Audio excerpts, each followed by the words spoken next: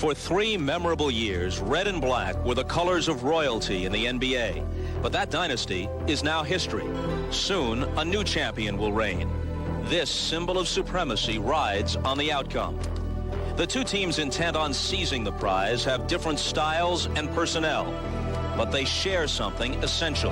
The New York Knicks and the Houston Rockets are passion personified.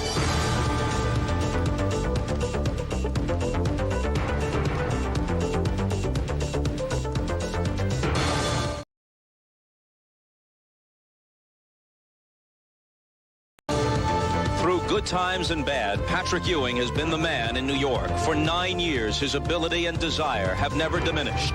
All-star, dream teamer, but still, one precious credential is missing, and he has learned these opportunities are rare. Hakeem Olajuwon's play this year has exhausted all superlatives. Still, the league's MVP knows his individual success was a direct result of team unity, a unity they must depend on to defeat a Ewing-led team, something Hakeem was unable to do once before. 10 years ago, Ewing and Olajuwon met in the NCAA championship game. Hakeem outscored Patrick 15-10 that night. But when the final score was tallied, Ewing and Georgetown had fulfilled their dream. A decade later, the circumstances are different, but each is again on the verge of a championship. The question, whose team will have the skill and not incidentally the heart to ascend to the vacant NBA throne? It begins tonight with this trophy and all it represents at stake. Welcome to GOAT James Kingdom. Welcome. I am Ajani the Exposer, and y'all have now been exposed by the Exposer. I appreciate it.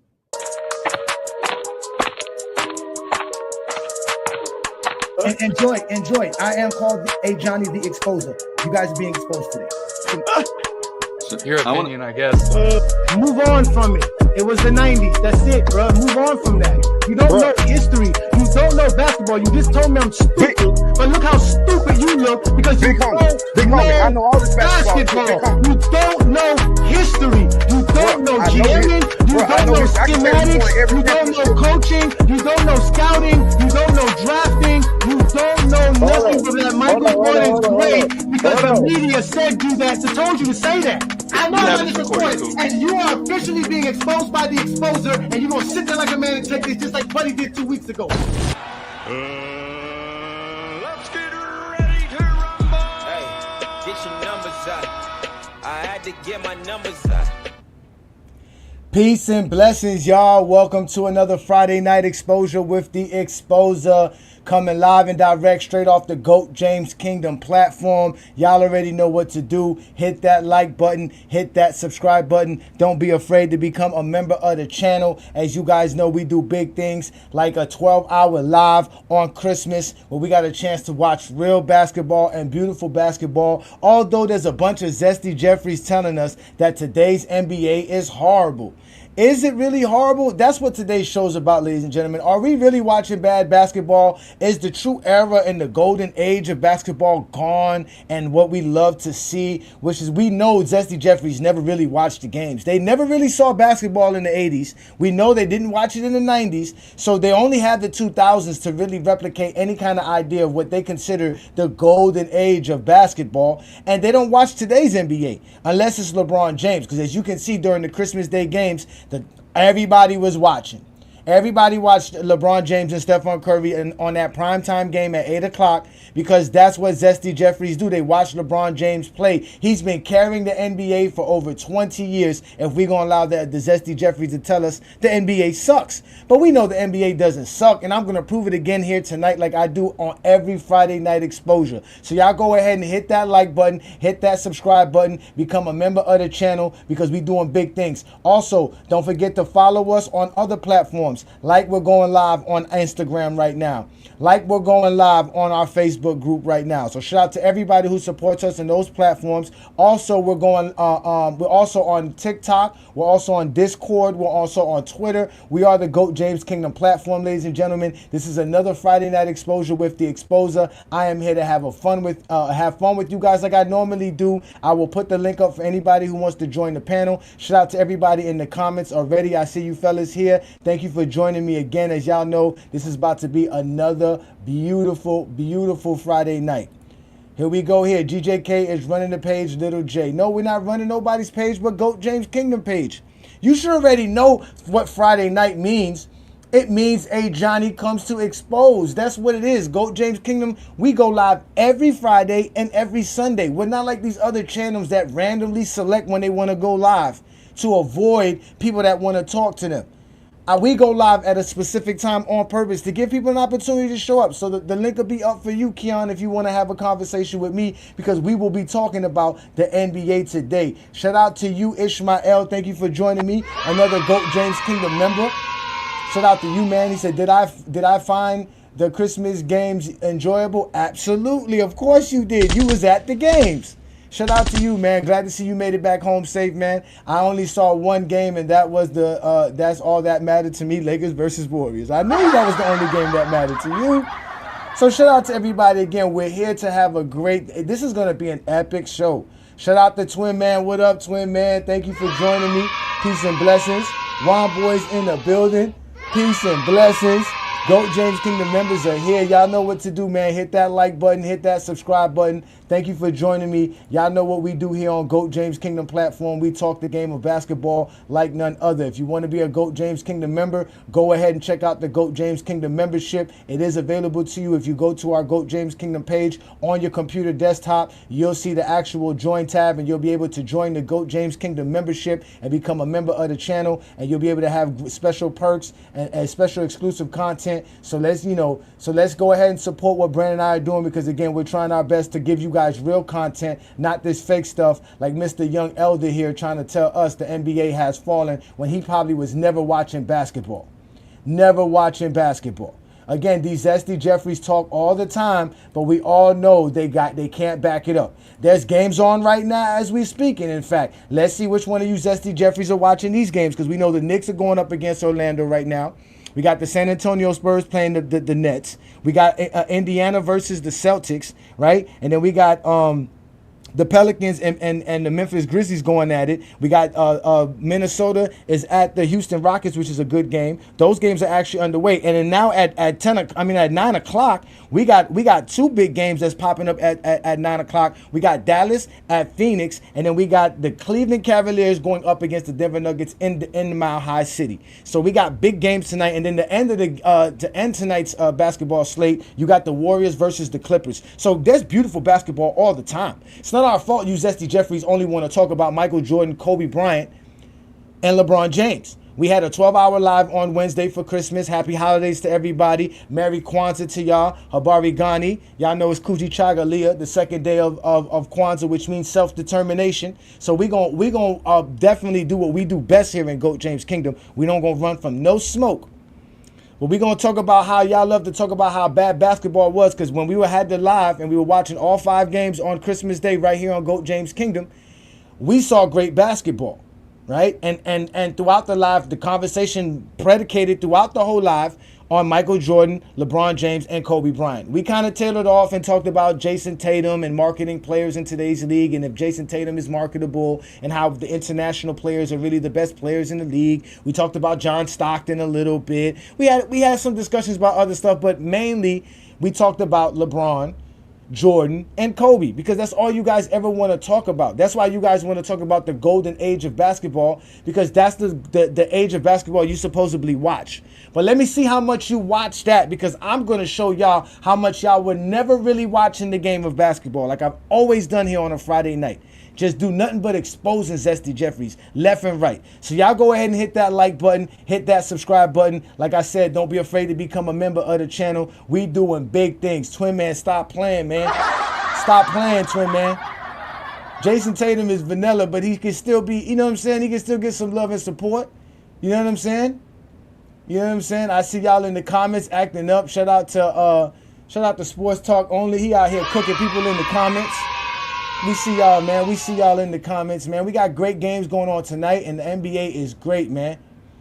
He say GJK, where basketball talk happens. That's facts. That is facts. Shout out to you, Keon, for bringing that up. You know that. We talk basketball here. Not only do we talk basketball, we actually show y'all what basketball is all about. So what are y'all going to tell me when I bring up the information that I'm bringing up to y'all today? Because we about to have some fun, ladies and gentlemen. We about to have some fun. Y'all saw the intro of the 1994 NBA Finals.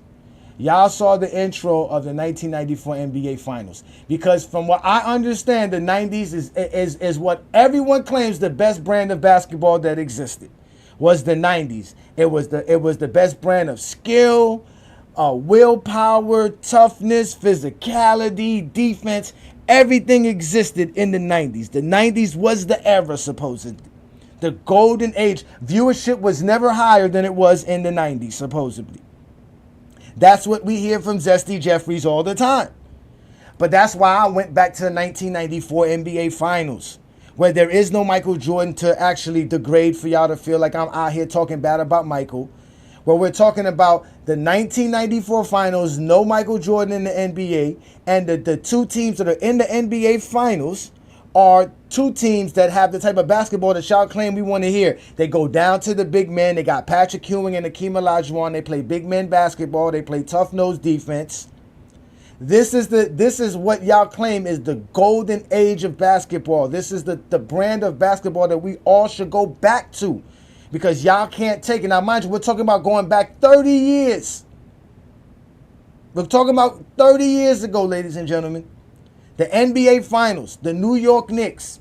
Oh, and it was epic. You see how they were promoting the finals. You saw how they were making it seem like it was an epic situation. Of course it was an epic situation. It's the NBA Finals.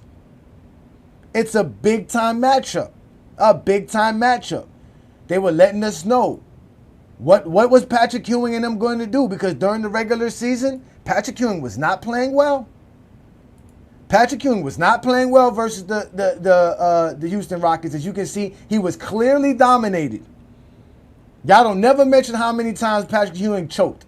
Y'all love to talk about how tough the centers was in the 90s, but this is what he was doing against Hakeem Olajuwon. Now, we all know Hakeem Olajuwon is considered the greatest defender of all time. Here in GOAT James Kingdom, we don't argue that. But still, is this what y'all talking about when y'all want to talk about great basketball? Is this great basketball? But we're going to see what we do when we talk about basketball. We're going to talk about more basketball. Because we brought that up. We brought up, I showed you the highlights. I'm not the highlights. I show you the intro. How NBC always does it. They get you hyped. They get you ready to watch the New York Knicks guards. This is what the New York Knicks guards were doing in the playoffs. Remember, three-point shooting is a big thing in today's NBA. But this is what the Knicks players were doing, because, again, they had to create space for Patrick Ewing. So what were their guards doing in the playoffs? As you can see, Derek Harper couldn't shoot a lick. Derek Harper was horrible from the three-point land. Obviously, John Starks was balling. So we ain't got no arguments here about John Starks. You shoot as good as John Starks was shooting in the playoffs in '94. You gonna tell John Starks, go ahead, keep shooting the basketball, right? But this is what they were broadcast. Mind y'all, this is who the Knicks have besides Patrick Ewing. This is who they have besides Patrick Ewing. Then they want to bring up what John Starks did in the Eastern Conference Finals. 18 points per game the last 4 games, ladies and gentlemen. This is supposed to be somebody that balled. 18 points per game, ladies and gentlemen. I hear 16 points per game is nothing. So what can 18 points per game mean? This is the guy that was Michael Jordan's direct competition. But they kept going with the Knicks. They kept showing you all the bums that the Knicks had. These guys were all bums, ladies and gentlemen. These guys would not be on an NBA roster today. I guarantee it.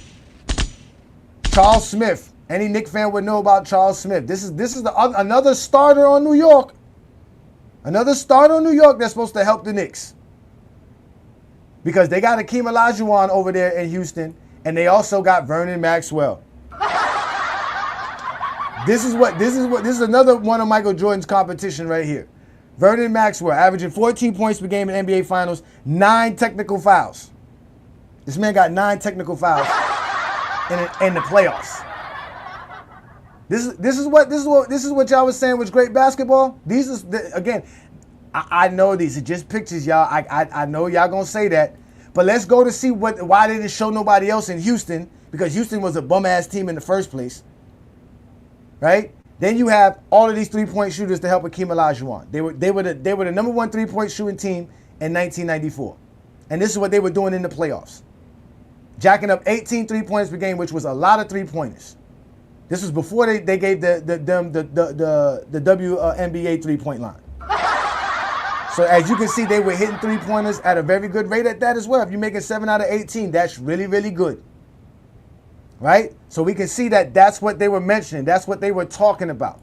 This is what we're talking about, ladies and gentlemen. We're going to show you the NBA Finals. Oh, it is funny that you say that. Tim Nick, the fact that you call Patrick Ewing Joel Embiid is hilarious. Because Patrick Ewing stayed on the floor like Joel Embiid was on the floor. Stayed on the floor. Stayed on the floor. But let's go watch. You know what? Like I tell y'all, man, this is the GOAT James Kingdom platform. This is the Friday Night Exposure with the Exposer. Y'all go ahead and hit that like button, hit that subscribe button, hit the ring notification as well to let us know that you gonna actually worry about when we actually drop videos and drop shorts and we go live. But y'all already know we go live every Friday night, 9 p.m. Eastern, directly, sharply. I'm here for all of y'all to have fun and talk basketball. Not only talk basketball, but to show y'all basketball. Because obviously, y'all don't listen, y'all don't read, y'all can't count. The only thing y'all, quote-unquote, have that work correctly is your vision. So we're going to give you visuals here in GOAT James Kingdom. That's what we do best here. So we're going to show you some of these 1994 and this great basketball that y'all talked about. The 1994 NBA Finals. This is the cream of the crop. Let's go ahead and watch the first clip. Let's go ahead and first of all, let's just start off and watch. We're gonna watch game 1, and we're gonna watch the first plays after the tip-off. And the Rockets control. Robert Horry picked up on a switch by John Starks. This is that great basketball, y'all. Look, here we go. Here we go. Rebounded by Charles. Boom, let's go. What do the Knicks do? Charles Smith. Okay. All right. Oh, look. What a pass by Harper. Brick. Here we go. Oh, let's see what he does. Oh, I thought they run plays. Oh. What is that? Just underway. Opening minutes. Oh, look. Can't even get a pass to the inside. Oh. Listen, I thought that they ran plays all the time. What was Vernon Maxwell doing? Running up the court, just jacking up some mid-range shot, not taking it to the lane, right? This was the brand of basketball y'all wanted to see. This is what y'all claim we need to be seeing. Guys sitting around here dribbling to get the ball into the post, right? That's what we watching. But again, this is the NBA Finals. This is the first NBA Finals for all these guys. There's a lot of jitterbugs, right? So we can give them some excuses. Even the commentator's going to state that very shortly as we watch some more clips. Because I got clips for y'all. So y'all make sure to hit that like button. Hit that subscribe button. Y'all know what to do best. I'm Ajani the Exposer. This is the Friday Night Exposure with the Exposer. Thank you for joining me again like you do every Friday night. Y'all make sure to check out the GOAT James Kingdom membership. But also check out these plays. This is great basketball right here. They were able to complete the playoff run by knocking off Utah in the conference final in 5. The Knicks with a couple of grueling series, ending it on Sunday against Indiana in 7. Maxwell on the acceleration. Did he just smoke a brick right point blank at the rim? The double team. Wait a minute, not miss the footwork with the travel. That was the travel by Akeem Olajuwon. It looks like players just want to get their hands on the basketball and make sure they hold it. And if they get any kind of look, throw it up to the basket to get rid of these butterflies. Smith rejected and fouled. Charles Smith. So that's great basketball right there. Did you just see Derek Harper pass up a wide open mid-range shot to go give the ball to Charles Smith to get his shit blocked by Akeem Olajuwon? No wonder why Olajuwon was getting 4 or 5 blocks a game. You just got to stand there and wait for the defense to come to you. None of these guys are sitting here trying to shoot the ball from the perimeter. They're all trying to get as close as possible to the basket. So, of course, can you imagine if Rudy Gobert had that kind of luxury to sit around just stand in the paint and wait for somebody to come to you? And y'all just witnessed Vernon Maxwell. He said, all right, this time I'm not going to shoot the mid-range. He smoked the layup brick point blank, like point blank range right there at the rim. Again, y'all going to say, oh, because of defense. They also play defense in today's NBA. There's not free layups in the NBA like that, bro. It's very hard to get a free layup in today's NBA or any NBA era ever. Layups are not easy. Why do you think Jordan did all that crazy stuff while he was in the air? Because getting an easy layup is not easy in the NBA at all, in no era ever. Because they play defense. There's something called defense. There's always been something called defense. But y'all gonna call this defense. Nah, this ain't really defense. This is bad offense. Of course they're playing defense because they're there. They're NBA players. But y'all are witnessing this. This is what I keep telling y'all about the NBA. There ain't nothing glorious about this. There's nothing spectacular about this. Nothing at all. There's nothing spectacular about this. There's nothing great. Everything is going to be try to get the ball to the low block. That's all they're going to do.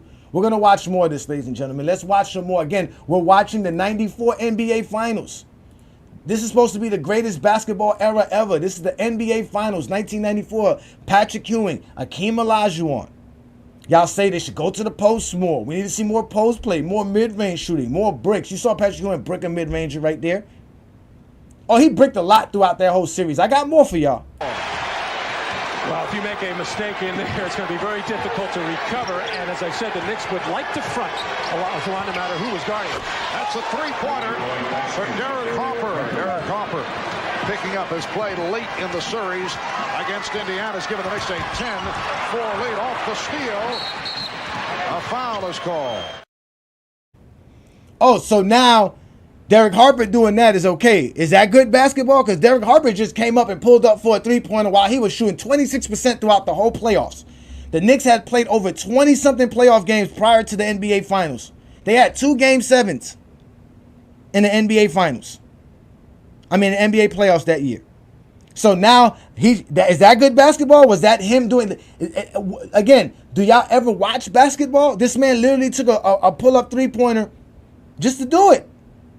I know why he did. You ain't got to tell me. I'm a basketball fan. I understand the game. I understand what I'm watching. I always told y'all, you can't see what your mind can't comprehend.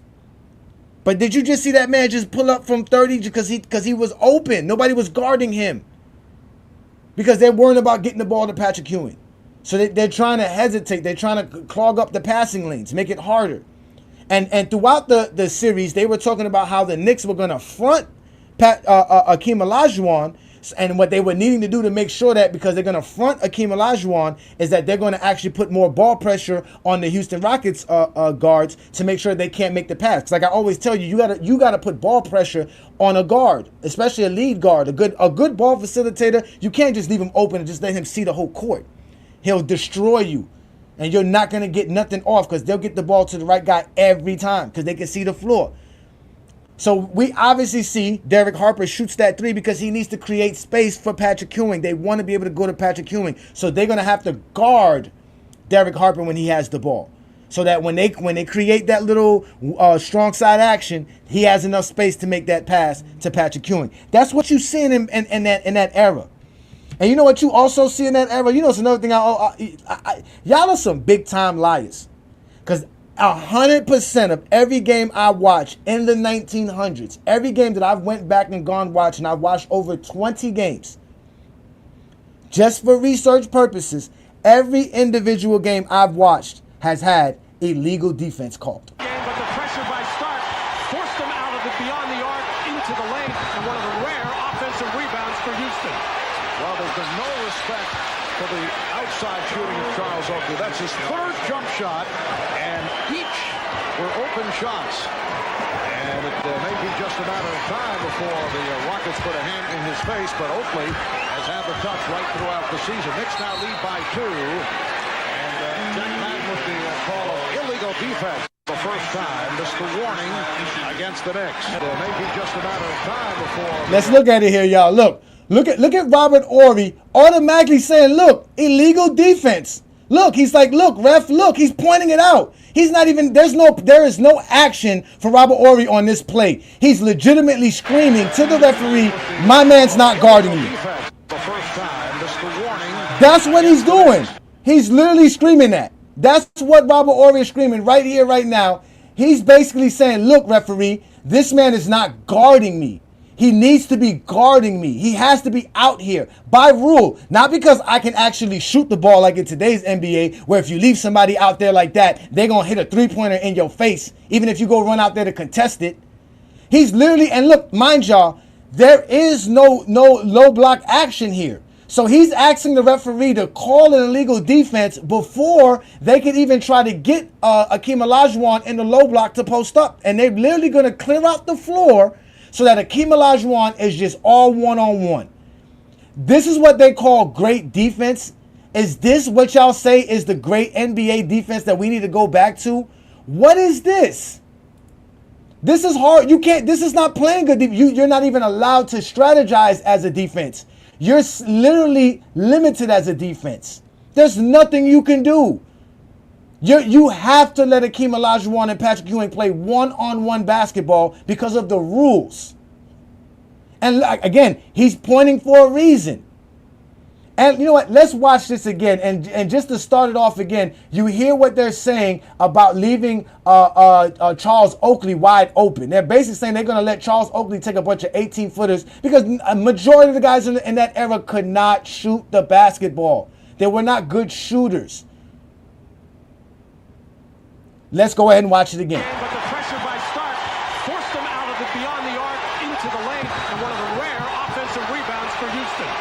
Well, there's been no respect for the outside shooting of Charles Oakley. That's his third jump shot, and each were open shots. And it may be just a matter of time before the Rockets put a hand in his face, but Oakley has had the touch right throughout the season. Knicks now lead by 2.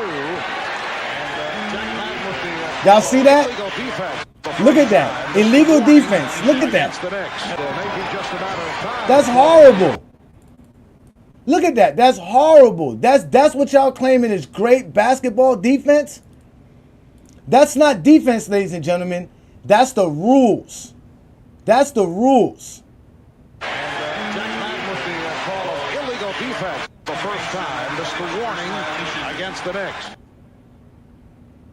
Shout out to Retro KG. Thank you for the super chat. Say, may you review the Lakers and Kings 2002 playoffs peak basketball. Again, y'all love to talk about what's peak basketball. Y'all don't know what y'all talking about. I would love to do that, though. Because we all know that actually was a great series. And that was actually, if I'm correct, that's the one that had the controversial Game 6 when the Lakers were down 3-2 and all those crazy calls. I can definitely do something like that. But here we're talking about the illegal defense. We're talking about the illegal defense that I keep telling y'all happens all the time during the 1900s. Because you had to guard your man whether they had the ball or not. And that's why that era of basketball was horrible. It had to change. It had to change. It had to change. That's not the brand of basketball I want to go back to, y'all, ladies and gentlemen. That is not the brand of basketball that's the greatest basketball we've ever seen. But they love to claim that the 90s era. Now they're going to jump to say the 2000s. We all know the 2000s was also bad basketball. It's starting to look like that with the way the NBA is playing today. That's the point. It's not bad basketball in general. It's bad basketball in comparison to what we are watching today. We've never seen basketball as great as we've seen it. We've never seen the thrills that we're seeing on a night-to-night basis like we're seeing in today's NBA. These guys would never touch the floor. Derek Harper would never touch the floor in today's NBA. Never touch the floor. The Knicks traded for this man so that they can make the NBA Finals in 1994. Y'all don't understand that y'all have just been lied to for so many years that y'all believe anything. Any lie that sounds good, a Zesty Jeffrey gonna run with it. Like Forrest Gump if Jenny is in trouble. But those are the facts, ladies and gentlemen. And there's more lies that I can prove to y'all. There's more lies that I got for y'all. So I already showed y'all the illegal defense, as y'all can see him calling illegal defense, all because Charles Oakley is below the free throw line. And mind you, Charles Oakley's not only not allowed to be below the free throw line in this situation, he's also not allowed to cross that actual paint line. He cannot be on the other side of that paint line, that baseline, on the strong side. He must stay on the weak side above the free throw line.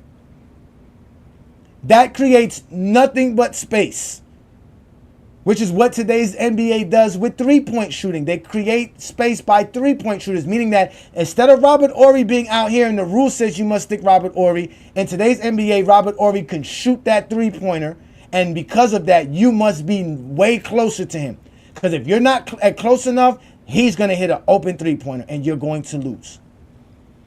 Then y'all claim about toughness, and y'all say all this other stuff. Again, I have proof to y'all about how they call illegal defense all the time. I have nothing but footage on this. But they also used to call hand checking throughout the 90s. Play as Patrick Ewing gets somewhat of a rest, not having to guard Olajuwon right now, but that's not really a rest. He's got to watch Thorpe, and he'll patrol and roam that lane and look to help his teammate. Foul on Cassell. Rockets foul number 10, Sam Cassell. His first. Sam Cassell. Ball for his first team foul on the Rockets. You can see both hands on the dribbler, not now just grabbing the arm. And this Sam sitting on the bench has to recognize and see what happened early in the ballgame. Well, one was called on Harper and then Smith, and you got to make the adjustment, but he is a rookie. Olajuwon with the rejection.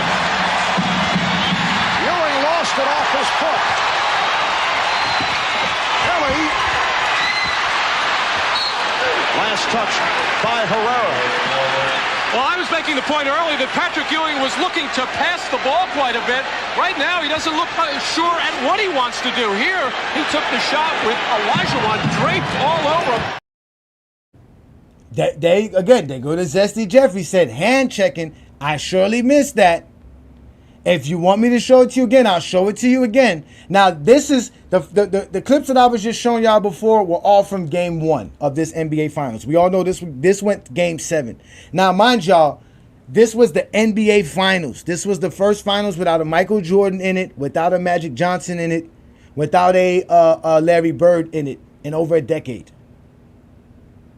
All right? So those were the catalysts of the NBA. The NBA was holding on after Michael Jordan retired and quit the game of basketball in '93. So this is the rec next year afterwards. So you got the New York Knicks, a prime team, and you also got Akeem Olajuwon and the Houston Rockets, an up-and-coming team, and all this stuff going on in the NBA. Right? So you get a Game 7, which should be good for the NBA. You get a Game 7 in the NBA Finals. Epic Game 7s. Everything always is epic. When you say Game 7, that's epic. Those two words is epic in sports, and it's definitely epic in the NBA, right? So you get a Game 7. The footage I'm just showing y'all is from a Game 7. Let's go back and show you the hand checking that they called. They called hand checking, my friend. Play as Patrick Ewing gets somewhat of a rest, not having to guard Olajuwon right now, but that's not really a rest. He's got to watch Thorpe, and he'll patrol and roam that lane and look to help his teammate. Right there, hand checking. He put his hands out. That's hand checking. They're going to show you the highlights. It's hand checking. Watch. This is what they said. For his first team foul on the Rockets. Look, for doing that right there, for hand checking. Both hands. Hand checking. On the bench has to recognize See? and see what happened early in the ballgame. Well, one was called on Harper and then Smith, and you got to make the adjustment, but he is a rookie. Olajuwon with the rejection. Ewing lost it off his foot. Kelly. Last touch by Herrera. Well, I was making the point earlier that Patrick Ewing was looking to pass the ball quite a bit. Right now, he doesn't look sure at what he wants to do. Here, he took the shot with Olajuwon draped all over him. So they called hand checking on Sam Cassell. Not only did they call hand checking on Sam Cassell, as you heard him say earlier, they were calling it throughout the game. In the Game 7. Because hand checking has always been a rule in the NBA. You cannot use your hands to play defense. Never allowed it. The only thing the NBA did was allow the referees to decide whether or not hand checking applied or not during a game or not. That's the only difference that they ever did. And they started doing that after the NBA merger in 1976. But then they started getting more strict on the rule in the mid-90s. And they actually made it a rule the next year where you could no longer hand check on the perimeter. Hand checking has always been a rule in the NBA. And they were calling it then. But y'all don't know the league. Y'all don't know nothing about the league. Y'all don't even remember what was going on right now. I'm talking about this is the 1994 NBA Finals. Y'all don't know nothing about this. Y'all always want to talk about 2011, 2007, 2018, right? Y'all love bringing up the 2020 NBA Finals, the 2016 Finals because of Kyrie, the 2013 Finals because of Ray Allen. Y'all know all these NBA Finals. Y'all bring up 91, 93. Y'all bring up 98. But y'all don't know no other NBA Finals. Y'all don't know none of them. Y'all don't know nothing at all about basketball. But this was the NBA game finals, NBA. This was the finals. This was the finals, y'all. This is the NBA Finals. This is the best the NBA had to offer in the mid-90s. That y'all claim we should go back to and watch because it's the best brand of basketball. Like I say, y'all don't know basketball. Y'all never learned it. Because y'all learned it off of a Scott Stewart highlight on ESPN or an actual NBC Bob Costas intro. That's how y'all learned basketball. Y'all didn't learn basketball the way we were all supposed to be able to learn it, with real people teaching us what the game is truly about and how the game is played for a team to win, because it's a team sport. Because y'all love to tell me all this great stuff about Patrick Ewing, but none of y'all bring up Patrick Ewing shooting 35% in the NBA Finals. This is what they were talking about. This is the guy that's supposed to be stepping up and was Michael Jordan's competition and blah, blah, blah, blah, blah, blah, tough in the 90s. But this is what he was doing in the NBA Finals. Playing completely horrible and just blocking shots, because at the end of the day, as y'all can see, nobody in Houston can finish at the rim well. They're not good finishers. They're not good at getting to the rim. They're not good at finishing at the rim. So, I mean, I don't know why you guys sit here and like to bring up nonsense. Now, Akeem Olajuwon gets the praise that he should get because obviously Akeem Olajuwon was balling.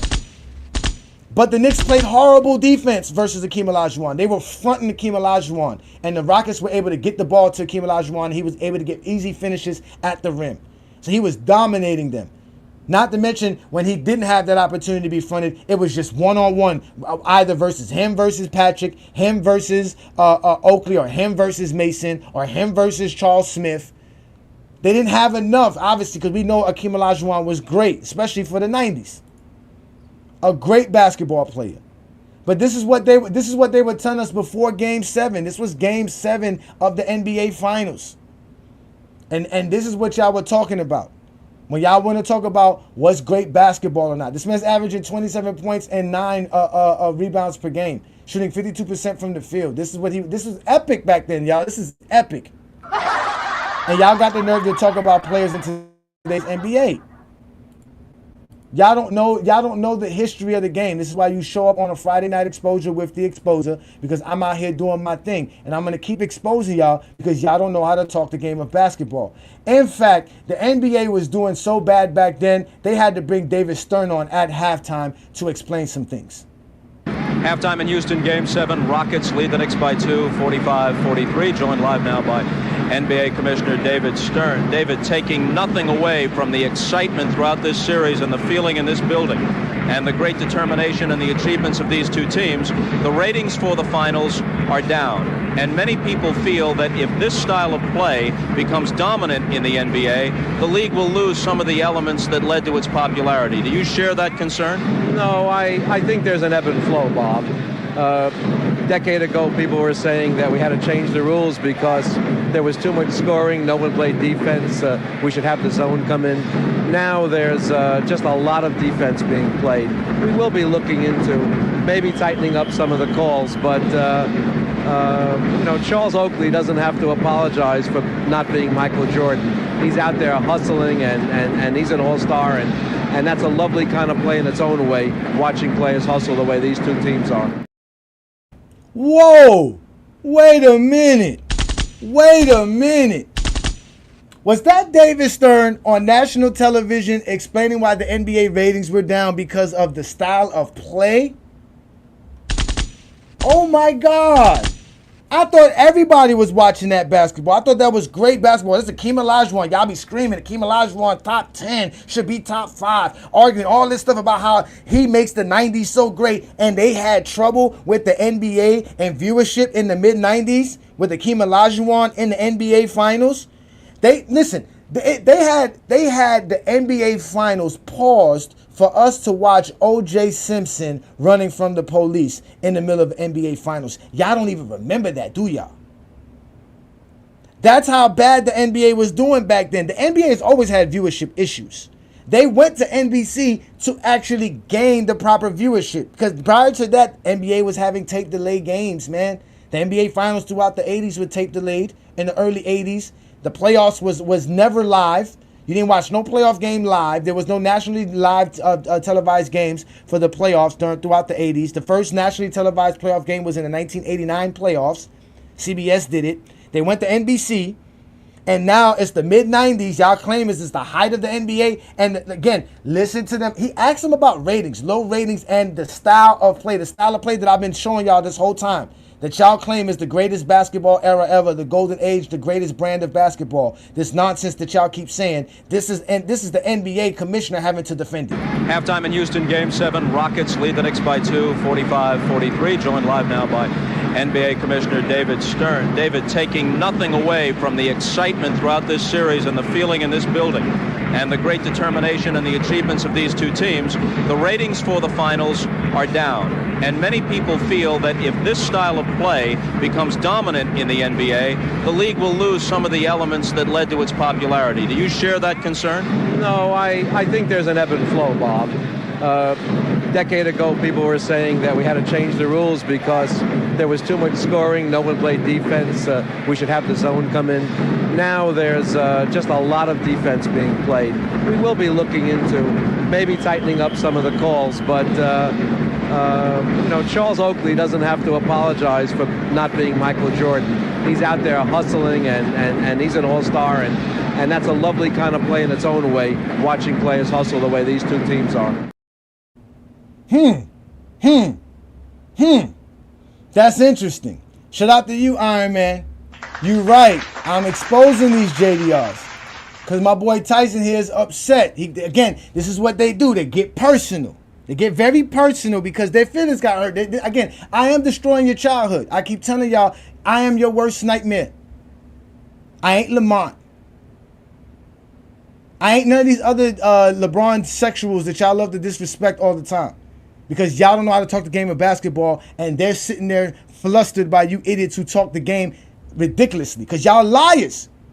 Because they don't take their time to do the research. Just like you don't take the time to do your research. So this is how you feel, Tyson? Say what you want about Ajani. The nigga do his homework. If the nigga did this in school, he might be a doctor. Nigga, I am a doctor. Nigga, I'm healing you from your Zesty Jeffrey ways, motherfucker. That's what I'm doing. I am the doctor. Call me Dr. Exposer today, nigga, because you're actually being healed. And when I put the link up, you can actually come here and express to everybody how you're now feeling better about life. I've given you a new life so that you can watch the NBA with pride and feel good and realize that all that bullshit that y'all been saying about the 90s is continually getting exposed by the Friday Night Exposure. It's very simple for me to do this. It's not hard work. If y'all knew how easily it was for me to do this today, y'all would laugh. But like I told y'all, I got the basketball gods in my favor. We do the Lord's work every Sunday, and every Friday night I do the devil's work, and I go ahead and expose Zesty Jeffries left and right. Oh, but I got more for you. You're right, I did do my research. And you know what? I did do my research. And not only did I do my research, they had to ask David Stern about changing league rules. Recently, I've heard both Pat Riley and Chuck Daly say that unless there are rules changes, and they didn't say this critically, they just said it as an expert's observation, unless there are rules changes, this will be closer to the style of play throughout the league the next few years than in the last decade that was, of course, dominated by Jordan, Johnson, and Bird. I think you can expect us to look at not rules changes, but possibly tightening up the calls a bit in the looking at it over the summer. Perhaps a little bit more movement, letting players get a little freer than this very tough defense that's being played allows them to. But we're, our ratings are only down domestically. There are 117 countries that are getting this finals. These are the most people that have ever watched an NBA finals in our history. Shots fired by David Stern. That's one thing I do miss, is David Stern never played around with the media. Like he said, we are actually showing the finals in over 100 countries right now. There's no other league that's like this. The NFL, the baseball, no other league has a global audience like the NBA. Thanks to David Stern. So now he's asking about rule changes now, not because of low ratings and things of that nature. He's talking about style of play. He's talking about how the brand of basketball within itself is horrible. And the way these guys are sitting around here just trying to find low post plays, and there's no real action of any kind. And then on top of that, David Stern mentioned how the league was in ruts in the mid-'80s because people were saying they played no defense, which I know none of y'all ever heard anybody say that before. But obviously it was actually true because, like I told you, I didn't watch 80s NBA. I was a child. I was an infant then. But we all know the 80s had the highest scoring game in NBA history. So when he mentions how people were saying they weren't playing no defense and that they should change rules back then because it was just high scoring, and we all know that there was a lot of high scoring in the 80s. The 80s is one of the highest scoring eras in NBA history. And it's actually one of the most efficient era in NBA history as far as shooting percentage goes.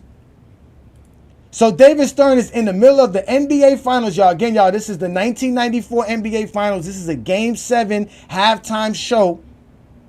And David Stern is answering questions about style of play and how it's bad basketball and bad brand of basketball, like it was nothing like what they had with Michael Jordan, Larry Bird, and Magic Johnson, and how the ratings are down and all this stuff. This is the mid-'90s, ladies and gentlemen.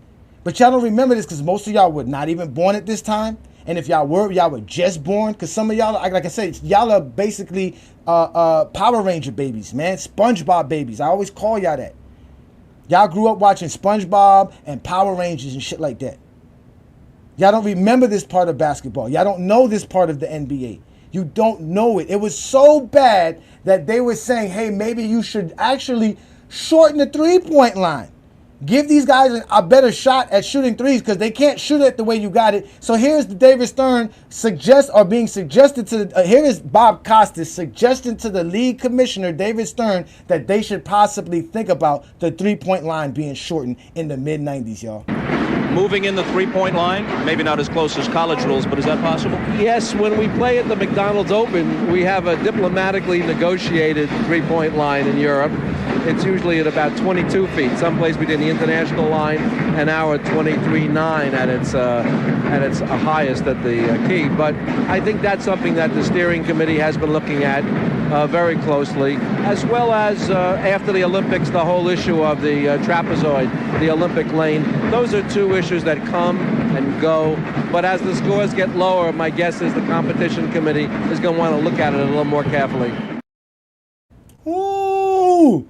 And ladies and gentlemen, that's exactly what they did because the next year they actually shortened the line. And they gave them the WNBA three-point line. And so y'all can shoot where the girls shoot. Shout out to you, Joe. Thank you for joining me. No, Tyson was not agreeing with me. He was agreeing with facts. And he was upset that the facts came from me. That's the problem. I don't need these guys to agree with me. I don't show up on a Friday night or a Sunday afternoon to have people agreeing with me. No. I keep telling y'all this. My job here and will always be to provide information and to expose the lies and the myths and the stupidness that I hear all the time when I'm just trying to talk the game of basketball. Because Zesty Jeffreys don't even allow us to appreciate today's NBA based off of the lies and the myths that they were told and they believe still to this day about the 90s, when I'm here showing you that the 90s was not what they always tell you it was. It wasn't that. Oh, I got more basketball footage. We just wanted to get David Stern's words because we all respect David Stern here. Again, they're liars. My job is to expose the lies. I don't care about nobody agreeing with me. I don't come here to get nobody to agree with me. I got friends and family that agree with me. I'm celebrating Kwanzaa. This is one of the best times of the year for me. Don't need Tyson to agree with me. But Tyson's more than welcome to come up and express himself and get this out of himself because, again, like I said, I'm healing folks. I do got a doctorate degree in basketball, motherfucker. And I ain't even played the game.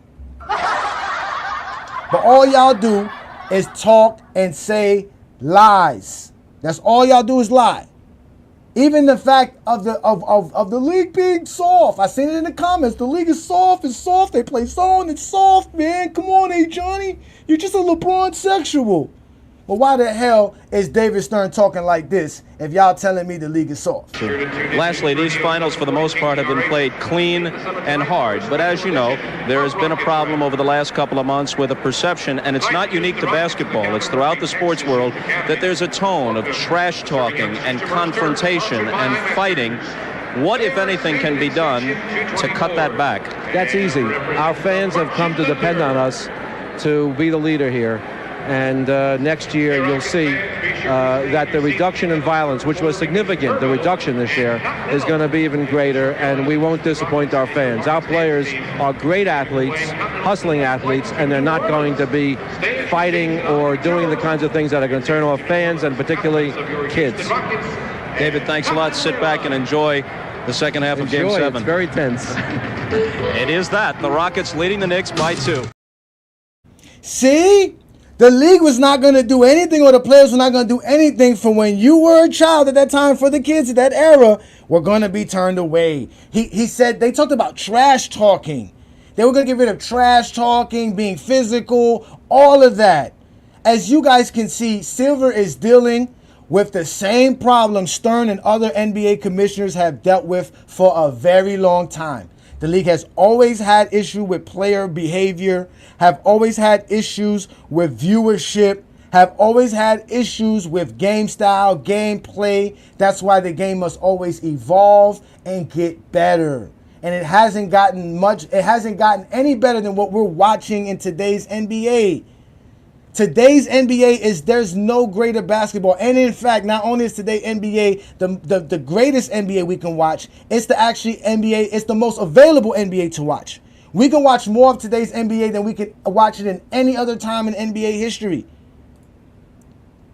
So when y'all sitting here keep bringing up all these people who's talking and bringing up all these lies, you got to understand, bring up my shit. Share this information. I'm going to put a video out of this. I'm going to put out some reels of this so that y'all can go ahead and expose these lies, because these people are just liars. They never watched the game of basketball. In fact, even if we wanted to give some Zesty Jeffrey love here tonight and how they talked about how tough the game is, we'll give them one tidbit, right? This is something that y'all can have, right? This is why they think the era was so tough. This is Charles Oakley, who had an NBA record 107 started games. So that, again, like I told y'all, the Knicks had played over 20 games in the NBA playoffs before reaching the NBA finals. So including going 7 games in the NBA finals. So he had started all 82 games and started all 25 playoff games. That was an NBA record at the time. Shout out to Charles Oakley. So that Zesty Jeffries, you can hang your hat on. Oakley was a tough dude. But there's players out here that's just as tough as Oakley. Oakley's not the only tough guy, but he does represent toughness when we're talking about the 90s. But let's get back to basketball. And let's get back to us seeing this great, thrilling basketball that was intense and great for us to watch. Now we're going to a Game 7. NBA Finals, 1994. Remember, y'all, Patrick Ewing, Akeem Olajuwon, low post game, tough nose defense, hard rebounding, all of the stuff that these Zesty Jeffries love to bring up that they claim that doesn't exist in today's NBA. We're gonna watch it right here, right now. So we're in a Game 7. We're in the 4th quarter. It's a game for everything. All the marbles are on the table right here, right now. All the chips are here. The NBA Final Championship is available for you if you can pull off this Game 7. Let's see how great basketball was going on at that time. Harper. Picked off by Cassell. And it all started with the good pressure of Cassell, and he also read the play and forced Harper into an uncomfortable position and a bad turnover.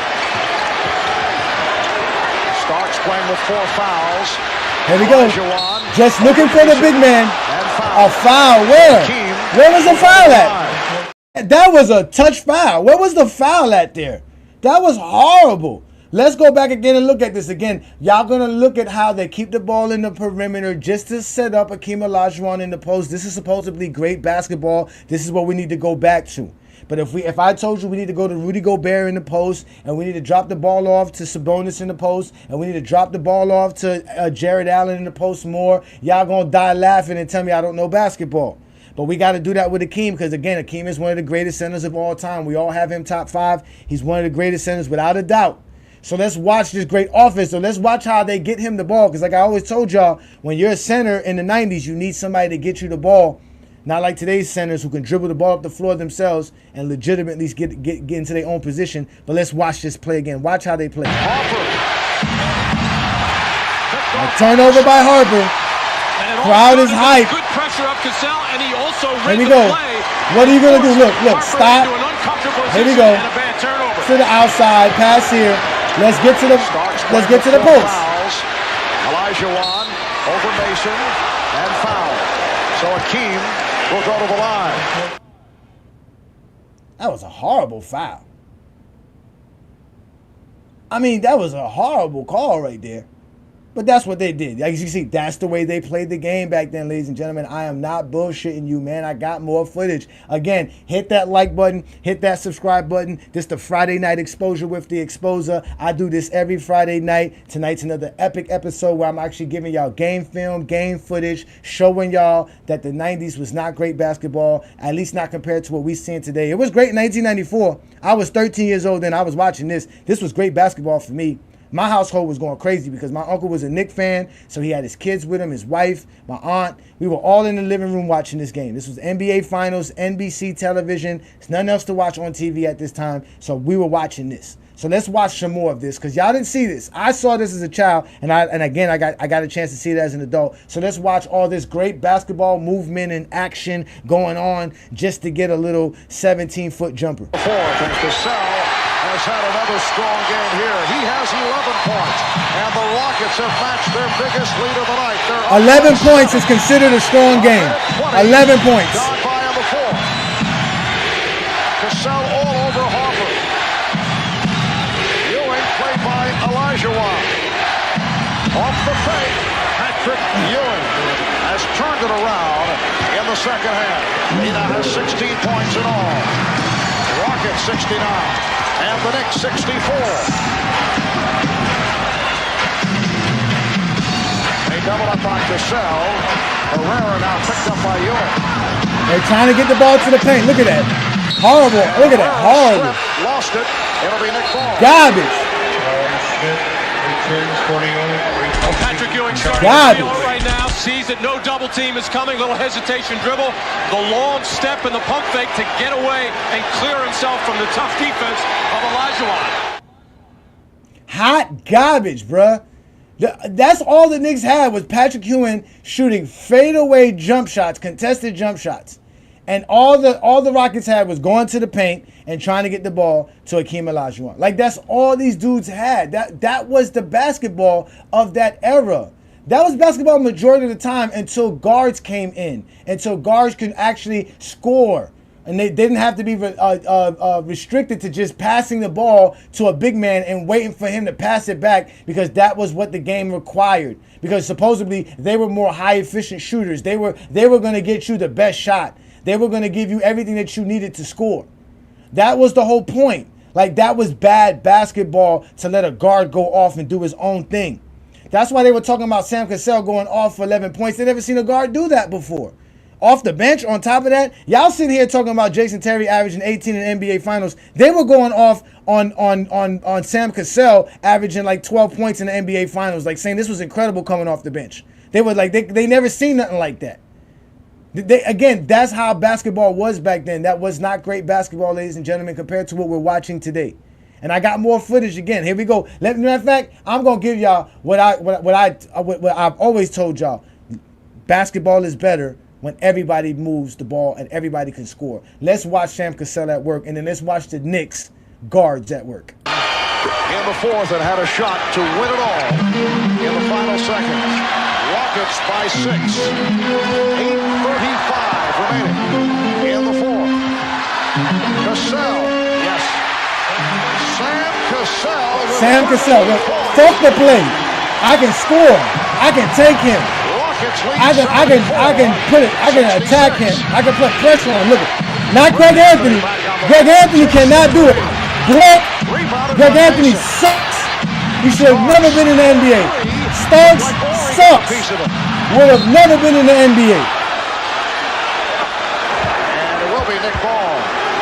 Sam Cassell has been brilliant in this fourth quarter. Look at Sam Cassell. And he got him started look at this. Early in the fourth was scoring. And he just took the ball down to the baseline and shot over the smaller Greg Anthony. Anthony and Starks. Now the here we go again. Here Starks again. Greg continues to fire away. 1 for 10 for John Starks. That's what we was watching. Now, mind y'all, John Starks was shooting 38% going into the NBA Finals, and he was bricking like crazy. He built a whole house and more during this NBA Finals in the Game 7. But y'all see the difference with Sam Cassell, right? Because Sam Cassell was a rookie. He was coming into the NBA. You started to see more guards who knew how to dribble and could go left and could put pressure on the defense to where now your guard's not waiting for some dude to just dribble to a spot so he can pass the ball. No, this dude might actually score on you right now. If you don't play up on him and get up on him, that's what's about to happen. And again, I'm going to show it to you again because, again, I'm a basketball aficionado. And thanks to Tyson, I'm officially a PhD in basketball talk. In the fourth and had a shot to So watch this, y'all. Look, here we go. Look. Pay attention, y'all. Look at him. Look, he put pressure. Look, pressure. You know, look. Protect the baseline. Oh, you don't want to protect it? Oh, I got you. Bang. That was putting pressure on him. That wasn't the play call. That was Sam Cassell knowing what to do at the time because he was like, oh, I'm going to attack the paint. If you're not going to protect the paint, okay, boom, boom, boom. I'm going to back it up. And then I'm going to attack it again because you're still not protecting it. And now you get there. Guess what? I'm going to step back and hit this little mid-range in your mouth. You didn't have too many guards being able to do that. That's why Sam Cassell got very popular at that time. I remember people were saying how great Sam Cassell was. But he wasn't that great. It was just different. They didn't see that because Greg Anthony couldn't do that. John Starks couldn't do that. Derek Harper couldn't do that. Kenny Smith couldn't do that. You see what I'm saying? That's what y'all don't get. This was the brand of basketball that was great for the 90s, but it's not great basketball. I don't want to go back to that. Ladies and gentlemen, 1994 was 30 years ago. There's nothing about 30 years ago that I want to go back to other than how much it cost to go shopping in the grocery store and how much bills cost then. But I don't want the salaries of back then. I don't want to get paid like they were paying people back in the 90s. I don't want nothing from the 90s, bro. There's nothing from. I don't want a VCR. I don't want a television I don't want a tube television. There's nothing that I don't want to go back to analog. I don't want to go back to AV plug in for my PlayStation. I don't want to go back to none of that. There's nothing about the 90s and the 1900s that is worth going back to, brothers. It's over. It's a wrap. That's it. But you Zesty Jeffreys are the casuals that never watched the game. And that's why today you got exposed. And that's why if you are watching today's program, you are not believing nothing you saw. Because again, your mind can't comprehend anything you see. Fuck what I said today. I showed y'all footage. I gave y'all David Stern telling y'all that the league was fine, although they were saying it was horrible back then. And we all know the decline of the NBA kept going in 94, and 95, 96, 97. Jordan kind of came back and gave him a little bit, but then it went down again. Because the scoring went down, everything went down. Basketball was not at its peak at that time. But that's the time you started watching basketball. That's the time you fell in love with basketball. That's the time you became a true basketball fan because of Michael Jordan. Then Kobe Bryant comes along. Now you feel like you actually feel like you got the best part of the NBA. But there's people that came before you that got a chance to watch Dr. J, Bird, Magic. They got a chance to watch Kareem Abdul-Jabbar. They got a chance to watch Jerry West. They got a chance to watch Wilt Chamberlain, Bill Russell. Those guys can tell you missed out on an era. You missed out on basketball greatness. But you don't know those guys because they're not on the internet talking crazy. But you Zesty Jeffreys do. You show up here and tell us lies all the time. But you can't do that on a Friday Night Exposure with the Exposer. So what I'll do is I'll put the link up for anybody who wants to join me and y'all want to have a conversation with me and we can discuss what you just watched. And you can tell me how you still think the 1990s basketball or the 2000s basketball is better than today's NBA. After all that we watched the other day, all those great basketball games that happened the other night, even the last game was still a good game. But all those games that came on, you're going to tell me you still going to sit here and lie and say that today's NBA is not better than what we just watched right here? Again, I'm going to put the link up. And again, Zesty Jeffries will stay safe in the comments. And they won't hit that link. They won't say, yo, let me step up to the mic. Like I told y'all, we're going live on Facebook right now. We're going live on IG. And we're also live right now on the GOAT James Kingdom platform. And we're also live on FYF Sports Debate. Shout out to Lamont for giving us this platform and this opportunity to show people this. Again, I got the link up for anybody who wants to join me. But again, I showed y'all real basketball footage, real clips, real situations. Y'all don't know the game of basketball. Y'all don't know. Y'all never watched it. Y'all never cared to. All y'all do is talk about LeBron James, Michael Jordan, and Kobe Bryant. And in fact, over half of y'all only talk about Michael Jordan and Kobe Bryant because that's all you have against LeBron. Because you need help. That's why all those anti-LeBron channels, the first thing they do when somebody says anything about LeBron not being the GOAT and Kobe and Mike being better than LeBron, they post about it, they talk about it, because they need other people's validations for them to have their own saying and their own free will. This is why I am here to save you. Thank you, Tyson, for giving me my PhD. Because now I can heal you from that. You can be a man of your own and have your own volition. Because that's what self-determination is all about. Coochie Chagalia is about being self-determined. About identifying with what you want to be and being on your own and standing on your own and standing on your own principles and values. But if you ain't got that on Coochie Chagalia, you're going to get exposed on a Friday night. You feel me? This is what we do best. So let me bring up my boy Frank. Thank you for joining me on a Friday Night Exposure with the Exposer. I don't know if you want me to bring you up. Are you comfortable if I bring you up? Because you do have your camera on. Okay, let me go. Let me bring you up. Thank you for joining me again. As you can see, we're having a great time. Thank you for joining me on a Friday Night Exposure. We were watching the 1994 finals and a few clips of it just to show y'all the type of style of basketball. This wasn't to critique if it was bad or not. It was just to show you the brand of basketball, how they were playing the game, how it was perceived at that time. So with the information I provide you, what do you think and what do you got for today's show, sir? Well, I want to comment on one take. You said that the brand of basketball in the 90s is worse, which I think is true, but the early 2000s, so I didn't start watching basketball until 2005.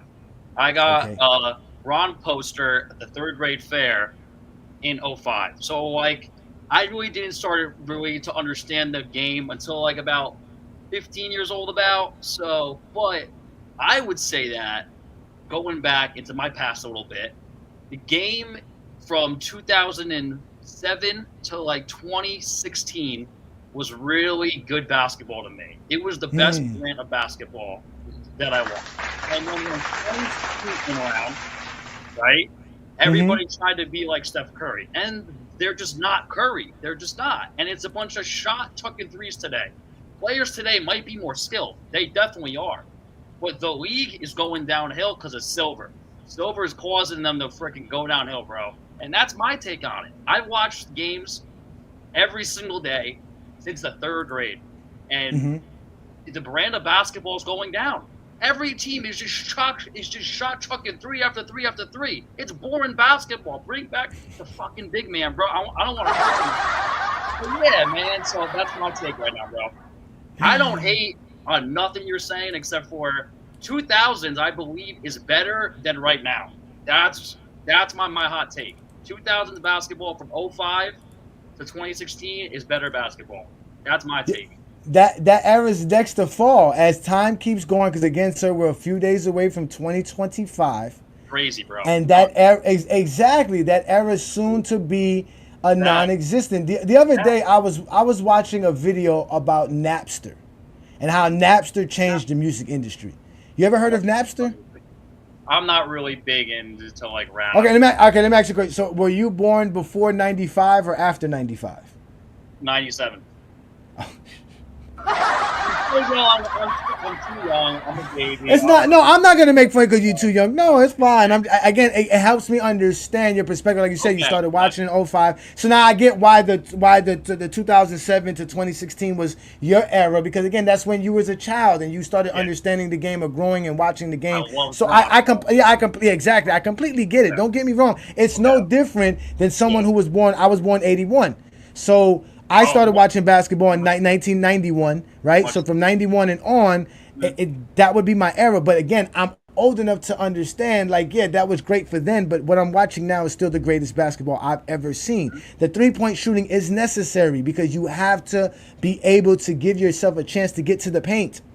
Again, these guys play defense today in today's NBA, so you're not going to be able to get to the paint and get no easy layups if nobody can shoot 3 points. You got Charles Oakley on your team and Charles Smith on your team and Otis Thorpe on your team and Vernon Maxwell. I'm looking up the numbers right now for Vernon Maxwell. Vernon Maxwell took 5 3-pointers per game in 1994, shooting 29% from the three-point line. The man averaged 13 points per game, bro. That's horrible basketball. Terrible. In fact, the guys on this Houston Rockets team, out of all the guys on the Houston Rockets team that played, let me see here. Let me just bring up the minutes. Okay. Out of guys who played at least 15 minutes or more, right? Yeah. They had, let me see here. Let me see how many guys they had shoot above 35%. 1, 2, 3, 4 guys. And Akeem Olajuwon is one of them because Akeem Olajuwon shot. Top threes? That's No. That's because Akeem Olajuwon shot 19 3-pointers and he made 8 of them. That's pretty good, actually. Damn. That's even good. So let's go to the top 3-point shooters. So the top 5 3-point shooters on their team, only one of those guys shot above 35%, and two of them shot. Kenny Smith. I'm talking about for the Houston Rockets. Because they were the number 1 3-point shooting team in the NBA at that time. They took the most threes. They were one of the best 3-point shooting teams at that time. They took a lot of threes compared to everybody else. So they had Kenny Smith, who shot 40% from three-point land. He was the second most three-point shooter on their team. Maxwell took the most threes on their team. He shot under 30%. Mario Elie shot 33%. Matt Bullard shot 32%. Robert Horry shot 32%. Sam Cassell shot 29%. So their best three-point shooters were horrible. Okay. So they were horrible at shooting the basketball. So, of course, you don't want them shooting the ball. No, so my question then to you then, Ajani, is why do you think the game today is better than the early 2000s? How is it better? It's not as fun to watch. It is fun. What? How is it more fun to watch? Wait, did you watch Christmas Day games? Did you watch the games? Not just one. Did you only watch the Laker game? That's the only one I watched. Come on, man. I had a flip. I was out family function drinking. And guess what I was doing? I was right here on Go James Kingdom doing a 12-hour live just for that purpose. Just for people like you who were with your family. You could have put on your YouTube and you could have clicked on Go James Kingdom and you could have sat with us and we were talking about the game. I was showing y'all the game. That's what I'm saying. But it's fine. That's all right, Frank. It's all right. I'm not here to judge nobody here today. This is not Judgment Day. It's fine. But again, you got to understand the game of basketball is leading to three-point shooting because you don't have Charles Oakleys on the floor. Everybody can shoot. Everybody can play. So if I'm going to be on the floor, I got to make sure that the defense plays defense. So I got to shoot the ball. As an example, if we look at today's NBA, right, the top shooting three-point team in today's NBA is the Cleveland Cavaliers. No, Cleveland Cavaliers. Okay, Cavaliers. They're absolutely killing it. What are they right now? They're like 25-5? Yes. They shoot 39 3-pointers per game, and they make 40% of them. Jeez, bro, that's Garland, that's Mitchell, that's Mobley, that's all the boys. That's incredible. Now Boston takes the most 3-pointers in the game. Boston takes the most. That's what it is. Okay. Yeah, exactly. But the team who shoots the best is actually the Cleveland Cavaliers. The next best team is the Knicks. Then it's the Bucks. It's the Suns. It's the Heats. It's the Mavericks. John, my question to you then is come playoff time, do you think it's going to be Boston versus Cleveland come the East Finals? Because I think it's going to be Boston Knicks, bro. That's what I'm thinking. I'm thinking that Cleveland is going to fall off. That's my hot take. That's my that's what people said about Boston last year, right? Everybody was saying, "Oh, we just wait to the playoffs," and Boston and Boston's gonna again. We don't know what's gonna happen because that's why today's NBA is better than ever. All these teams have really a shot. Exactly. That's because there's so many good players. There's so many things that can happen. Today's NBA is it. We've never had greater basketball than what we're watching. If you're truly a basketball fan, there's no way you're watching today's NBA and thinking, "Oh, this is bad basketball. This is bad." What I was showing you was you don't want to go to Rudy Gobert. You don't want to dump the ball down to Vujicic. Not Vujicic. What's his name? Valanciunas. You don't want to dump the ball down to Nurkic. You don't want to dump the. That's what they were doing in the '90s, trying to find the next big man, drafting Oliver Candy, drafting Big Country Reeves, drafting all these bums just because they were 7 foot and supposedly they can get you the best shot, and ignoring skill and talent. Now we go after skill and talent. How talented are you? How skilled are you? How much skill and talent can we provide you, and how can you upgrade? What is your ceiling? Like they would say on TikTok. What is your ceiling rise or ceiling raiser? I don't know what the hell. Yeah, your generation bring up new terms up all the time. I have to learn it all the time. You're freaking gay faggots, but anyway, yeah. But anyway, now I just lost. I'm so lost now because that got me thrown off. But anyways, Ajani, thank you, bro. Thank you, bro. Nah, I appreciate you. No problem, man. Like I said, man, make sure you subscribe to the channel. Check out our membership. I appreciate you, man. That was Frank, y'all, joining us, man. Thank you for joining me. Look at, again, this is another thing about the eye test, right? Because, again, your eyes can only see what your mind can comprehend. So now that I'm giving you guys a little something for your mind to comprehend, what you're seeing is going to be better for you when you're watching the games. This is why magicians earn money. Because they learn how to trick your eyes. Because if your mind can't comprehend what they're doing, they can easily slide a magic trick right in your face and you wouldn't even know what they're doing. So when you have guys like Second Place on television, Charles Fartley, and all these idiots like Creepers Pro and Scab Attack, and all these guys who have all these content, and these are where you're getting your content from, and you're getting your basketball information from, your eyes and your comprehension of the game is skewed. You don't even want to hit the link right now, as bad as I've been exposing y'all. You don't even want to touch me right now. You don't even want to have a chance to defend yourself, because what are you going to defend if you sat here and watched the film I provided? There's nothing to say but other like, man, I just don't like today's basketball because you're casual and you're a Zesty Jeffrey. And that's just fine. You can be that. Be proud. Today is Kuji Chagalia. Today is the day, if you ever going to be what you want to be, it's on Kuji Chagalia. Kuji Chagalia is the second principle of Kwanzaa, ladies and gentlemen. This is the day where we get the opportunity to actually identify ourselves with who we are as African people. This doesn't pertain to just us as black folk who like to celebrate Kwanzaa. This could be something for you to enjoy today. This is something, again, this is another lesson that I can give you as a doctor and a professor and all the knowledge that I have. Self-determination is the day. It's what's called Kuji Chagalia. That's how you say self-determination in Swahili. So all you got to do is just be a man about who you are. You're not a child no more. This is not the 90s. This is not the 2000s. You're not a kid. Be a man and accept who you are and say, hey, you know what? I just don't like today's basketball because I'm a casual. And I started watching the basketball because of Michael Jordan and things of that nature. Just keep it real with yourself, man.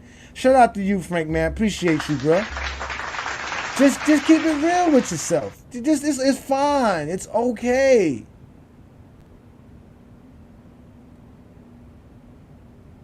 Zesty Jeffreys are the only people I know that can't comprehend what they see. No, they're going to keep lying. They're going to keep lying. They're just going to keep lying because it's better to believe a lie than to know the truth.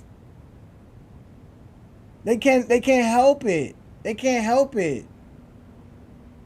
You don't go spend $300-400 on a pair of Jordans because you got common sense and logic. You don't think like that. But they don't know the game of basketball. So what they do is they're going to continue to lie and tell us that we don't know the game and we're just LeBron sexuals and we have a quote-unquote agenda and blah, blah, blah, blah. Yeah, I got an agenda. My agenda is to expose you like I do every Friday night because you Zesty Jeffreys were casuals that never watched the game, and I never sat here and listened to any one of you Zesty Jeffreys, even when I was growing up in the 90s and when I'm living today in the 2020s. Because I'm living in today's world. I know it's 2024 going to 2025.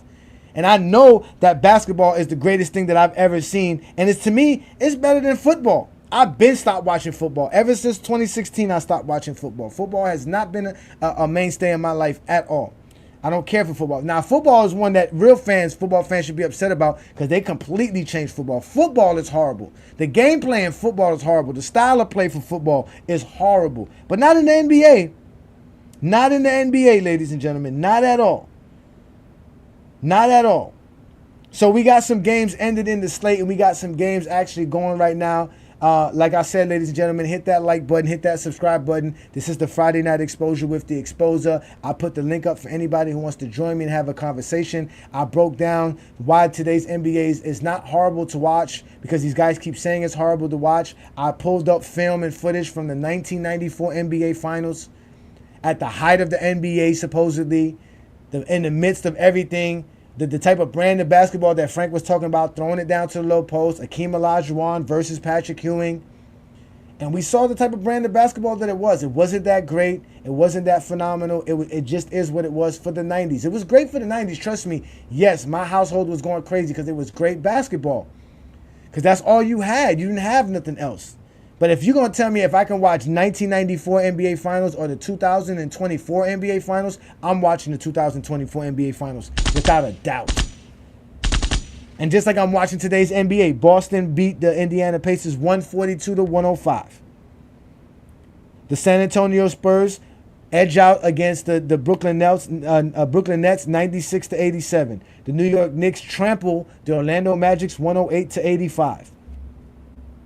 Then we still got some games going in the fourth quarter right now. 1 minute left to go. The Houston Rockets are up 110-108 versus the Minnesota Timberwolves, which looks like a great game. I can't wait to sit in my house and watch that game tomorrow. Now, that was another thing that you couldn't do back in the days. If you didn't get a chance, like I told you, if you were not watching the NBA Finals at that time while it was going on NBC, you didn't get a chance to see it at all unless you were recording it on a VCR or you went on ESPN later on that night and watched the highlights. But as of today, all the NBA games that are on right now that are not on ESPN, I can go on my League Pass tomorrow and watch every game if I want to. I can watch the condensed version of the game. I can watch the game from the viewers broadcast or from the home broadcast. I have the option to do all of that. So that's why today's NBA is greater. And there was 100 plus people, 100 plus countries watching the NBA in 1994. How many do you think are watching today's NBA? Over 200 countries are watching the NBA. And not just watching the finals, but watching regular season NBA games. But you guys don't know the game of basketball. All you know is Zesty Jeffrey, Lies, and Logic, which is why you don't like Friday night, which is why Lamont has hell when they find out that Lamont went live. Like Lamont went live on Christmas. They thought it was a GOAT James Kingdom live.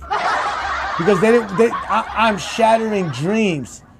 I'm killing their nightmares because they don't watch the game of basketball. When have you ever seen any one of those guys from Meltdown Sports, Michael Jordan fan page are the worst, Creepers Pro, break down basketball footage? Now, shout out to the Hungry Man. He breaks down basketball footage, but it's only LeBron James. Shout out to Scab Attack. He kind of breaks down basketball footage, but only to lie and tell you it's a bunch of bullcrap that's not truthful. But they don't break down the game. They don't show you footage. I told you this was great basketball for the 90s, but it's not greater than today's NBA.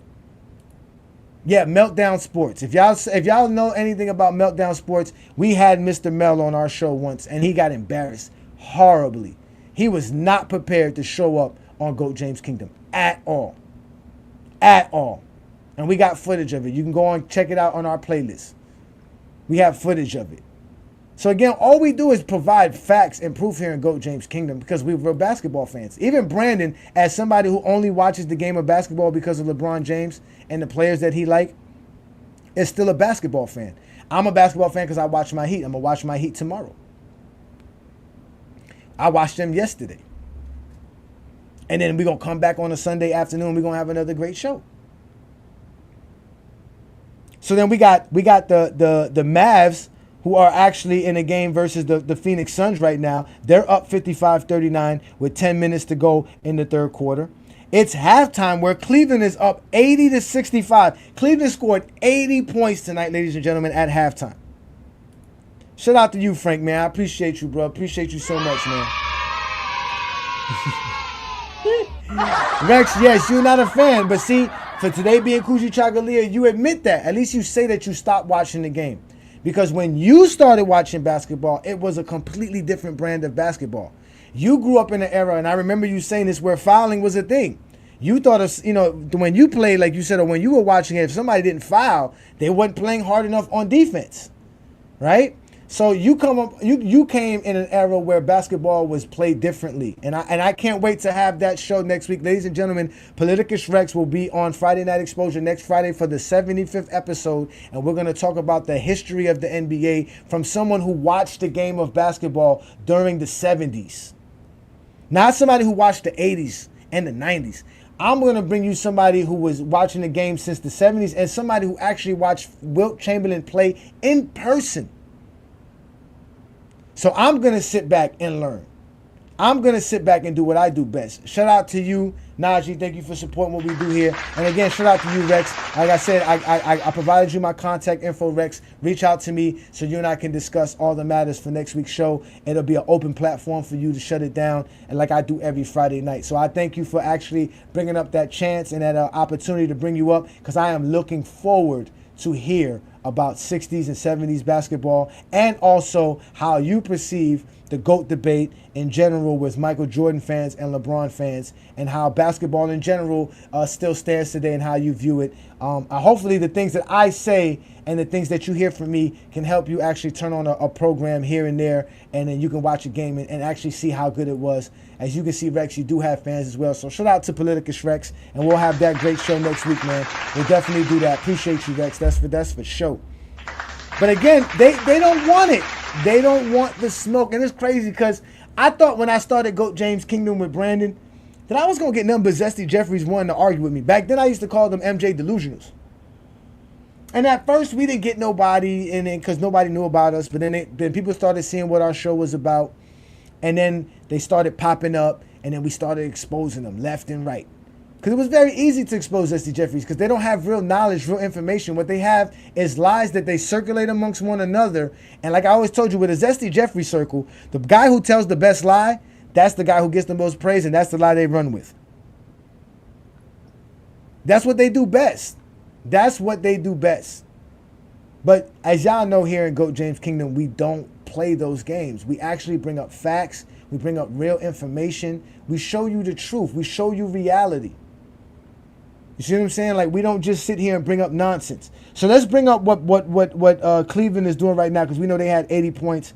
And right now, Cleveland has made 12 three-pointers out of 29 attempts. They're shooting 41% from the three-point line. They've already shot almost 30 three-pointers, and there's still 10 minutes to go in the third quarter.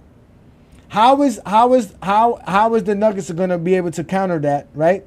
Let's just bring up what the Nuggets are doing, okay? The Nuggets from the three-point land are shooting 7 of 15. Now, they're shooting good. They're making 46% of their three-pointers, but they're only shot 15 of them. They're only making 7 of them.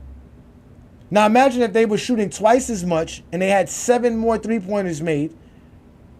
They would be in the ballgame. They would be winning. But this is why y'all don't know the game of basketball. Let's go further and break this down, why today's NBA is the way it is. Because, again, you guys just don't know the game. And this is why I got to come here and teach it to you. So if we look at the top three-point shooting teams in today's NBA, as you can see, the Cleveland Cavaliers are number 1.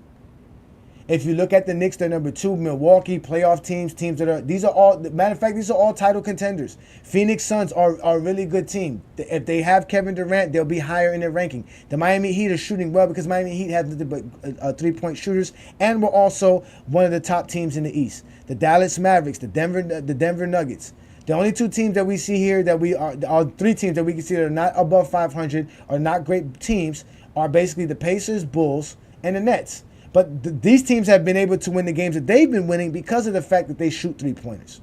And you can see the amount of three-pointers that all these teams shoot. They all shoot over 33 pointers per game. And we can look at the Denver Nuggets and see the Denver Nuggets don't shoot that many threes compared to everybody else, but they're one of the best three-point shooting teams. Right? Shout out to you, Frank. Shout out to you, Frank. I listen, we're gonna get there. Because again, what they want to replace that with is this.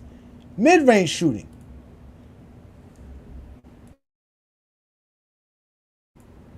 Why are we going to replace this with mid-range shooting? The best mid-range shooting team in today's NBA is the Brooklyn Nets. The Phoenix Suns are the second best team. They take, as you can see, they take a lot compared to what the Brooklyn Nets take.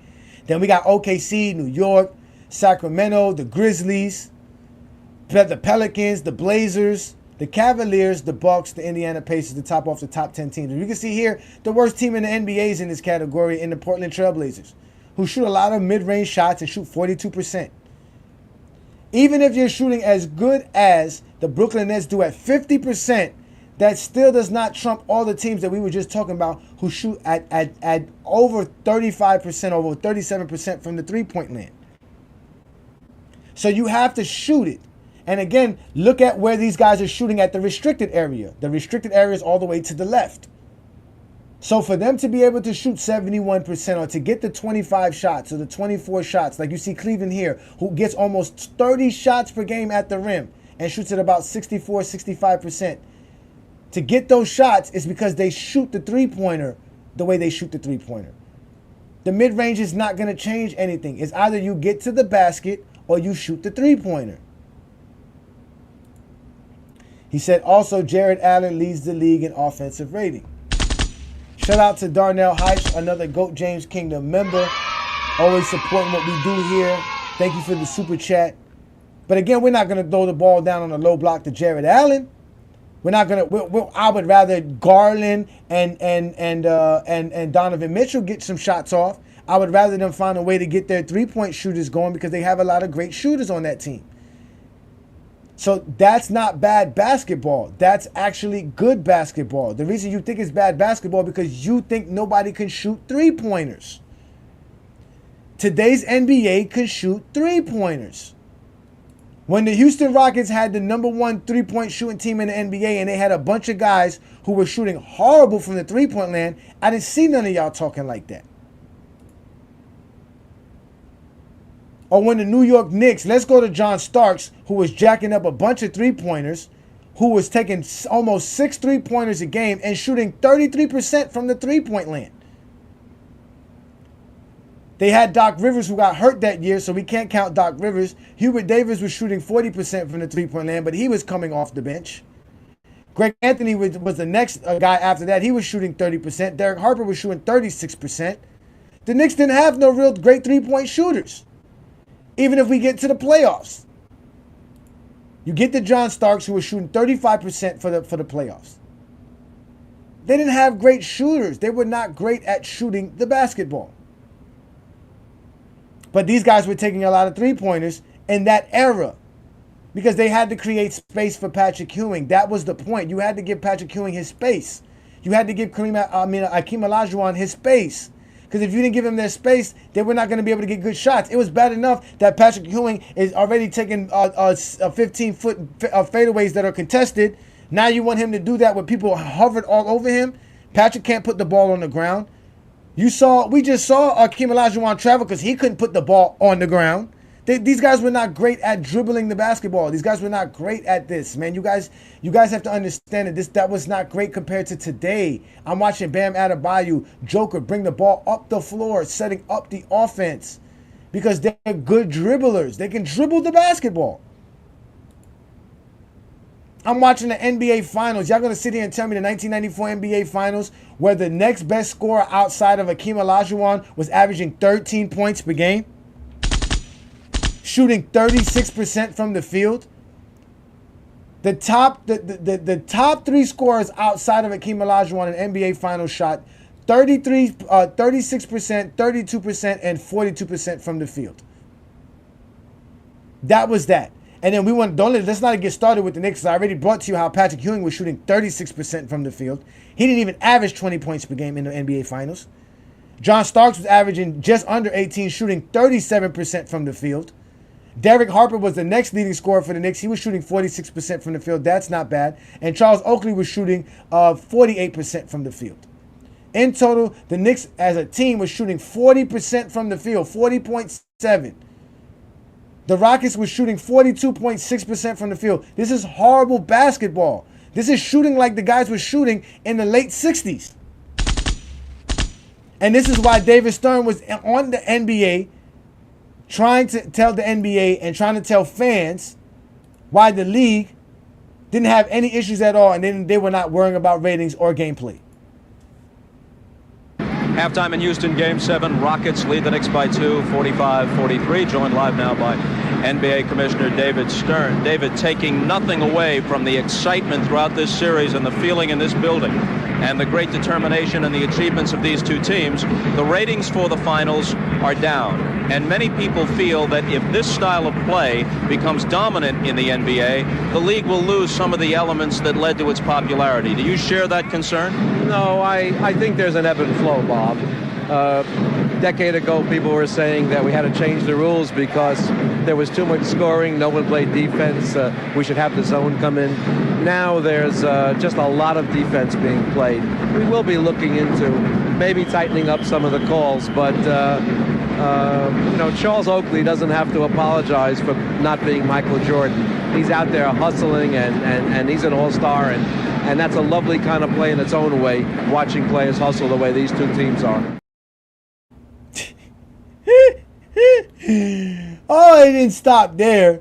They had all kind of questions for David Stern, man. Rest in peace, David Stern, man. That man there deserves a statue. He deserves an award named after him, just like the Larry O'Brien trophy. The finals trophy is named after the commissioner of the NBA during the 70s for saving the NBA and pulling off the NBA merger and surviving all those lawsuits and all those legal actions that were placed on the NBA during the 70s. Larry O'Brien got his praise for that. David Stern needs his because he handled the NBA perfectly and he gave us the brand of basketball we had today, because back then, they were low in ratings and they had issues then, and then they, on top of that, they needed rule changes to help the NBA. Recently, I've heard both Pat Riley and Chuck Daly say that unless there are rules changes, and they didn't say this critically, they just said it as an expert's observation, unless there are rules changes, this will be closer to the style of play throughout the league the next few years than in the last decade that was, of course, dominated by Jordan, Johnson, and Bird. I think you can expect us to look at not rules changes, but possibly tightening up the calls a bit in the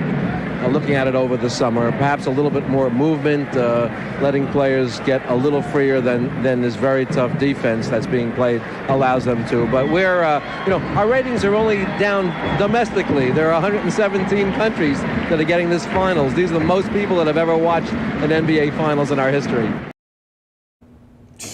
And trust me, their NBA has no viewership issue. There are more people watching today's NBA game than ever in NBA history.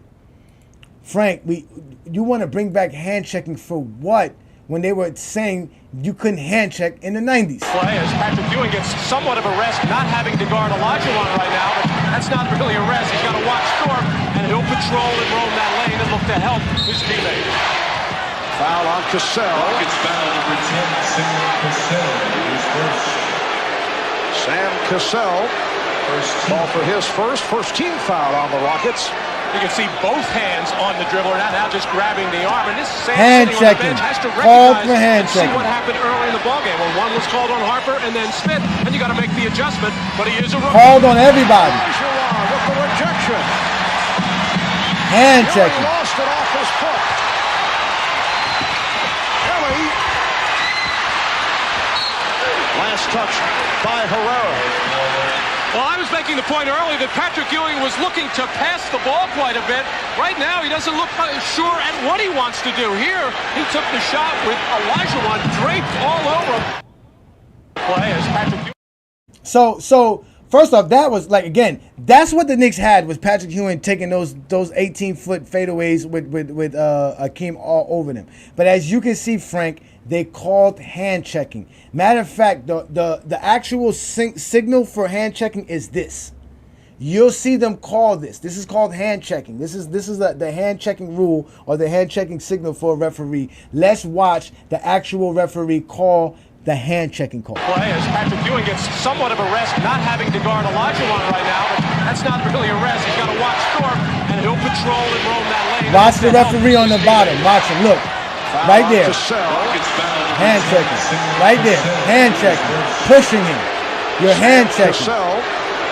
Ball for his first team foul on the Rockets. Right here, look, two hands. On the dribbler, now just grabbing hand checking. Sam sitting on the bench has to recognize. That's what they called hand checking. In the ball game, when one was called on Harper and then Smith, and you got to make the adjustment. But he is a rookie. You heard the man said they called it on Kenny Smith and on Ron Harper earlier in the game, because hand checking has always been a rule in the NBA. You don't play defense by hand checking. You play defense with active hands and moving your feet, staying in front of your defender, cutting off angles, and you keep active hands so that they can't make the right pass or that you can try to get the steal. But you don't play defense by sticking your hands out. That's why the NBA, those are all lies. All lies. All lies. Not only was they calling hand checking, they were calling for them to stop having physicality. They were basically, fans were complaining that the game was too physical, there was too many fights, too much trash talking. They wanted the NBA to clean itself up because they were calling it bad basketball. The NBA has always had issues, but y'all don't know this because y'all were just kids at this time. As Frank said, he wasn't even born around this time. Frank was born in 1997. Frank know nothing of this. This is new to Frank. Because for over the last 27 years of Frank's life, no one's ever been able to expose this but the Friday Night Exposure and the Exposer right here on GOAT James Kingdom.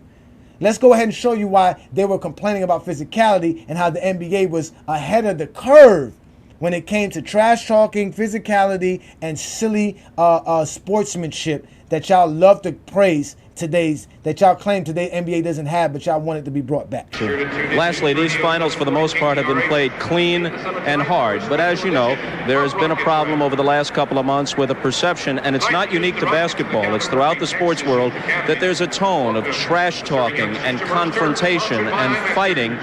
What, if anything, can be done to cut that back? That's easy. Our fans have come to depend on us to be the leader here. And next year, you'll see that the reduction in violence, which was significant, the reduction this year, is going to be even greater, and we won't disappoint our fans. Our players are great athletes, hustling athletes, and they're not going to be fighting or doing the kinds of things that are going to turn off fans, and particularly kids. David, thanks a lot. Sit back and enjoy the second half of Game 7. It's very tense. It is that. The Rockets leading the Knicks by 2. See, David Stern did a great job making sure you as a kid was not turned away from the NBA and cleaned it up so that the brand of basketball we have today is available for you as an adult. And what do you do but spit on that man's grave? What is wrong with you? What is wrong with you, gentlemen? That's why I call y'all Zesty Jeffreys. That's why I say y'all never really basketball fans. Y'all not NBA fans. Y'all don't got a team y'all root for. There's not a player in today's NBA that y'all root for. So y'all have no investing in being in the NBA. Y'all have no investment in the NBA at all. None at all. And like I said, the NBA was so bad back then that they decided to give them the WNBA three-point line. Moving in the three-point line, maybe not as close as college rules, but is that possible? Yes, when we play at the McDonald's Open, we have a diplomatically negotiated three-point line in Europe. It's usually at about 22 feet, someplace between the international line and our 23.9 at its highest at the key. But I think that's something that the steering committee has been looking at very closely, as well as after the Olympics, the whole issue of the trapezoid, the Olympic lane. Those are two issues that come and go. But as the scores get lower, my guess is the competition committee is going to want to look at it a little more carefully. Yo, shout out to Lo. Peace and blessings, Lo. Lo said, where did I find these clips? Come on, Lo. You know we basketball fans, bruh. I find these clips because the basketball gods are in my favor, young man. This was not hard research, man. This was not hard research, man. You have been an inspiration to me, Lo, because you made me feel like I don't know enough. I had to go watch games, because you've showed me how to go back and watch games, because you've gone back and watched countless games. Like you said, you're a real basketball fan, but trust me, man, it's the basketball gods, Lo. They're in our favor, man. They love what we do here in GOAT James Kingdom. They want us to have all the right information to expose Zesty Jeffries, not only on a Friday night exposure, but also on a Sunday afternoon with B. Lee and Ajani, where we go live every Sunday noon to talk the game of basketball. We don't hide from nobody. We make sure we show up every noon, Sunday, and we do the Lord's work. And the Lord is in our favor. I can send it to you. I'll show you the channel that I found it on, and it's the whole game, commercial and all, Lo. The commercial and all, like the whole. That's how I was able to watch the halftime show when I was watching the game, and he was like, "We're gonna talk to the commissioner at halftime." I was like, "Oh, it's a wrap for the Zesty Jeffries. It's a wrap for them." They didn't know what they were about to encounter. They didn't know what they were about. I didn't even know what I was going to encounter, because I don't remember seeing that. Because, again, I was 13. At halftime, I was not trying to listen to no David Commissioner, no David Stern speak about anything. So I don't even remember that. But, yeah, this was a good clip. I'll send it to you, Lo. And you can join. And, you know, like I said, you can go ahead and expose it, because they're liars. Lo, you know that, Lo. You've been making great videos and great content about it, explaining how the league has always had issues. Right? It's no different. In the 2000s, it was the same. You know what I'm saying? Especially after the Malice in the Palace. The Malice in the Palace was the actual piece that all of the people who were saying the NBA was horrible and too physical and a bad brand of basketball, that's what they needed. Look, they got guys jumping into the stands fighting the fans. Although that happened before. Vernon Maxwell went into the stands and fought a fan before. But that wasn't big news back then, because back then, sports fans being a part of the game itself was a big thing. They used to let fans run onto the court, run onto the field. That was a big thing in baseball. When Hank Aaron hit the home run to broke the record, there was a dude that ran out while he was actually running the bases to congratulate him. So it was common for fans and players to kind of interact, and there was really no dangerous situation about it. But the Malice in the Palace changed everything, because it was on ESPN. So it was a bigger audience. The time Vernon Maxwell went on to the stands, I don't even think that game was on national television. You had to be a Houston Rocket fan or the team that was playing against the Houston Rockets fan to see what happened, unless ESPN showed it and brought it up. You see what I'm saying? But the Malice in the Palace, I remember that day. That's one of my most memorable NBA moments as an NBA fan. I remember the game was over. I was actually leaving my friend's house because the game was over. They were blowing out the Pacers. The game was, the Pistons. And as I was pulling out of the driveway, my homeboy ran out. I was like, yo, they're fighting. Y'all got to come back and see this. It was like 3 of us. We all pulled our car back into the driveway, got back out, and went and watched the rest of the thing. And for the next 30 minutes, all they talked about on ESPN and everything was the Malice in the Palace. That's when you get Bill Walton saying, this is the lowest moment in NBA history. Let me bring up Ishmael. Shout out to Ishmael, a GOAT James Kingdom member. Excuse me. But again, these are all the lies that I'm so glad I was able to show and expose here on a Friday night. What's good? What's good, Ishmael? What's up, Ajani? Hey, I appreciate for letting me on the show and everything. I think it's a great show and exposing like the hypocrisy a lot of the old heads or Jordan fans got on today's basketball. I just wanted to say that to me, basketball has been really competitive. It's super competitive for me, because like when I first started it, I remember games that they used to be out of reach when you reached like 20 points. And they just let the second guys come in, or the second unit, and that was pretty much the end of the game. Like games today, to me, are just so much more competitive, even against the worst teams in the NBA.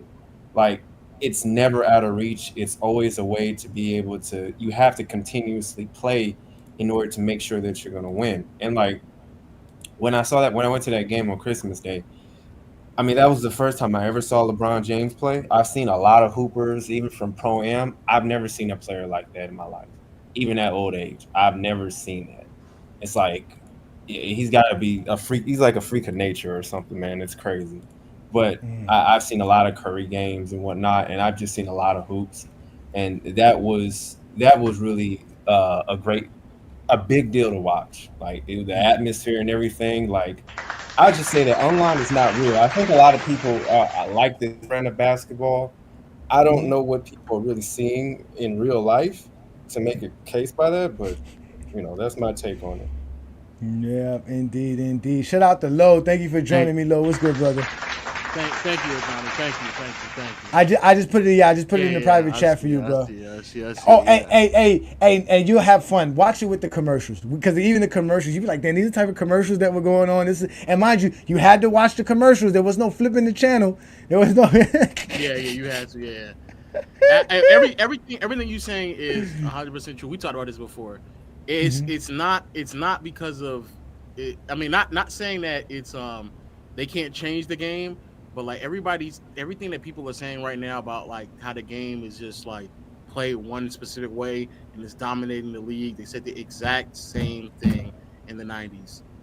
There isn't a face of the NBA that's as bright as Michael Jordan or LeBron James, and so it's easier to just focus on the flaws. But there's always been problems in the league. There's always been issues. Even when people complain about refereeing, bro, back in the early 2000s. The refereeing was so bad that people thought that referees are gambling against games, which come to find out some of them actually were doing that. So like, there's always been a problem with the NBA. Anybody sitting here saying that it's been like this perfect product, it's heavily based in nostalgia.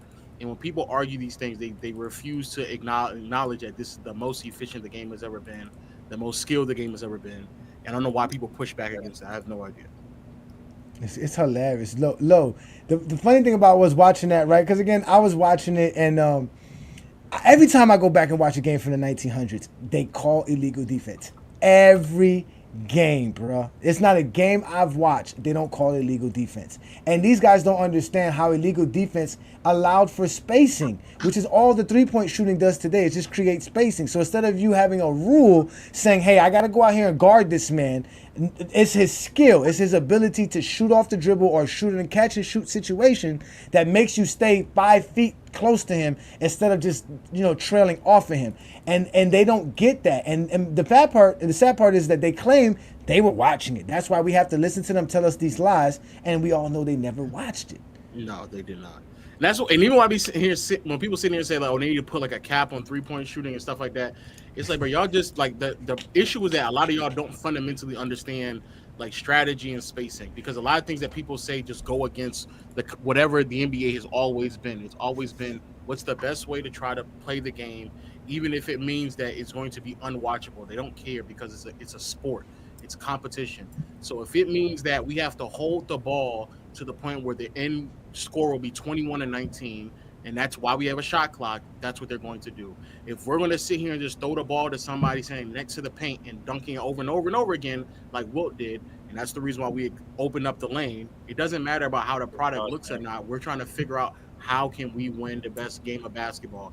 And during the 90s, it was a bunch of teams exploiting illegal defense and throwing it into the post with bigs and having them back down as long as they wanted to, because there were no rules. This is before 3 second back down. This before play. There was a restriction on how long you could stay in the lane as a big, and this is why illegal defense still existed. So this idea of like teams and players and coaches exploiting the game as much as they can, that's going to occur in any instance of competition. That's just how that works.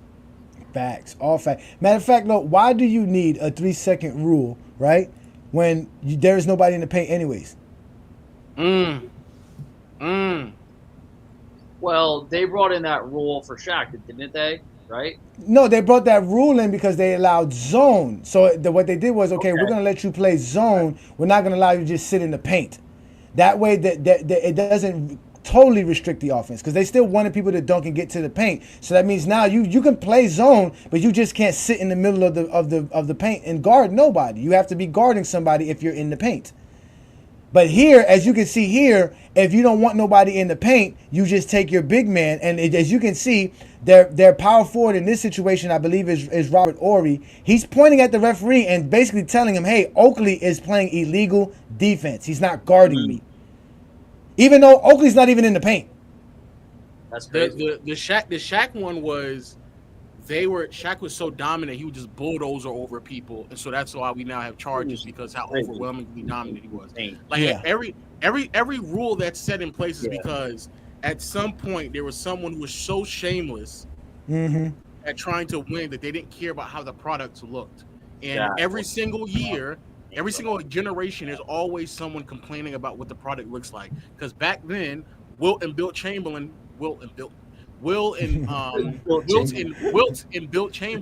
I said it again.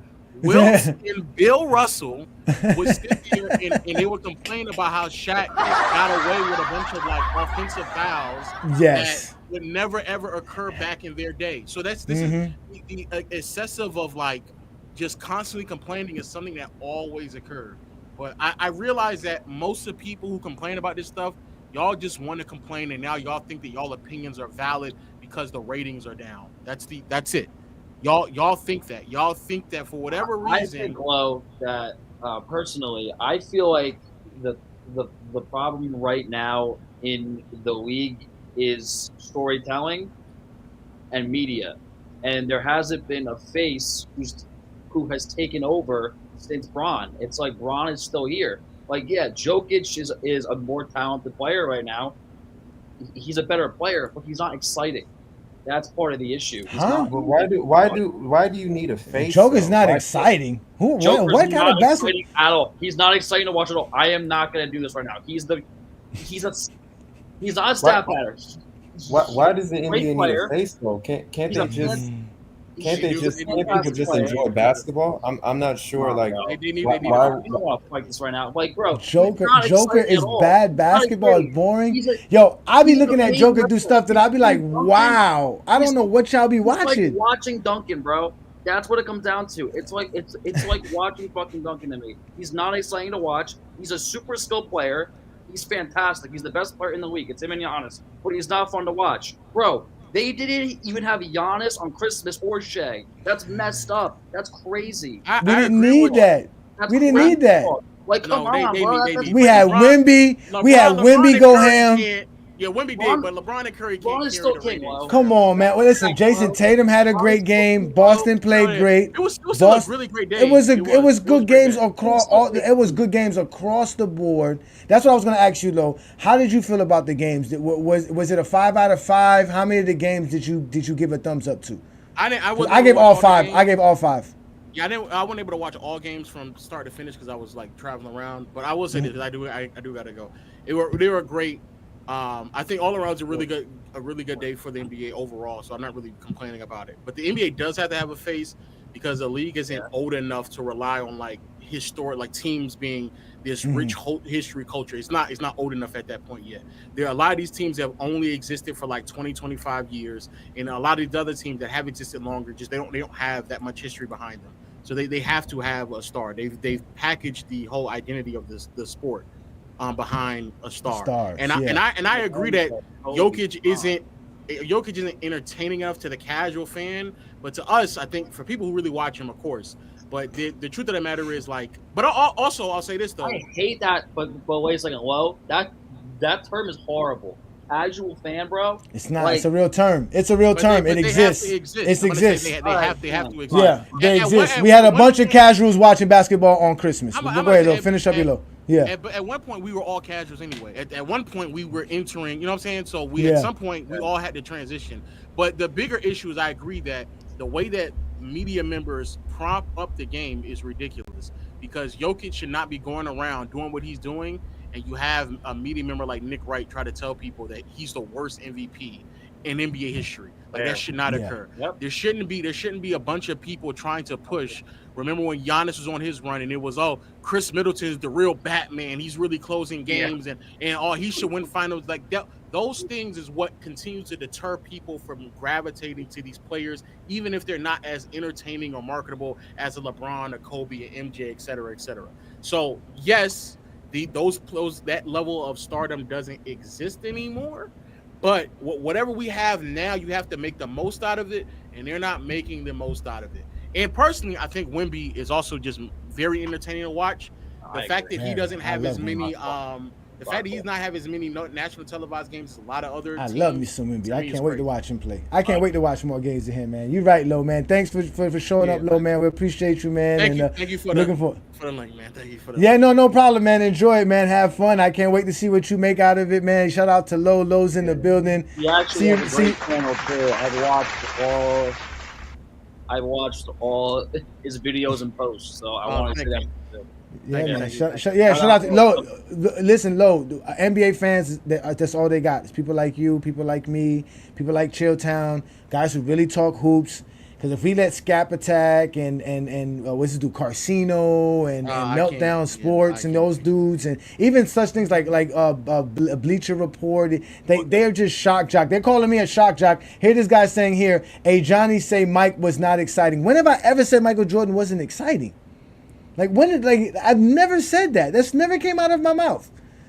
I could never say such a thing if I'm a basketball fan, but you guys can't help it. That's why you get exposed tonight. Now, I am a shock jock because I officially got my PhD today, and I shocked you today with real truth, so now you can wake up from your nightmare or go back to sleep to your nightmare, which is seeing me show up every Friday night on FYF and GOAT James Kingdom, man. Shout out to you, Lo, man. Enjoy, brother. Happy holidays. Happy New Year's, brother. Be safe out here, brother.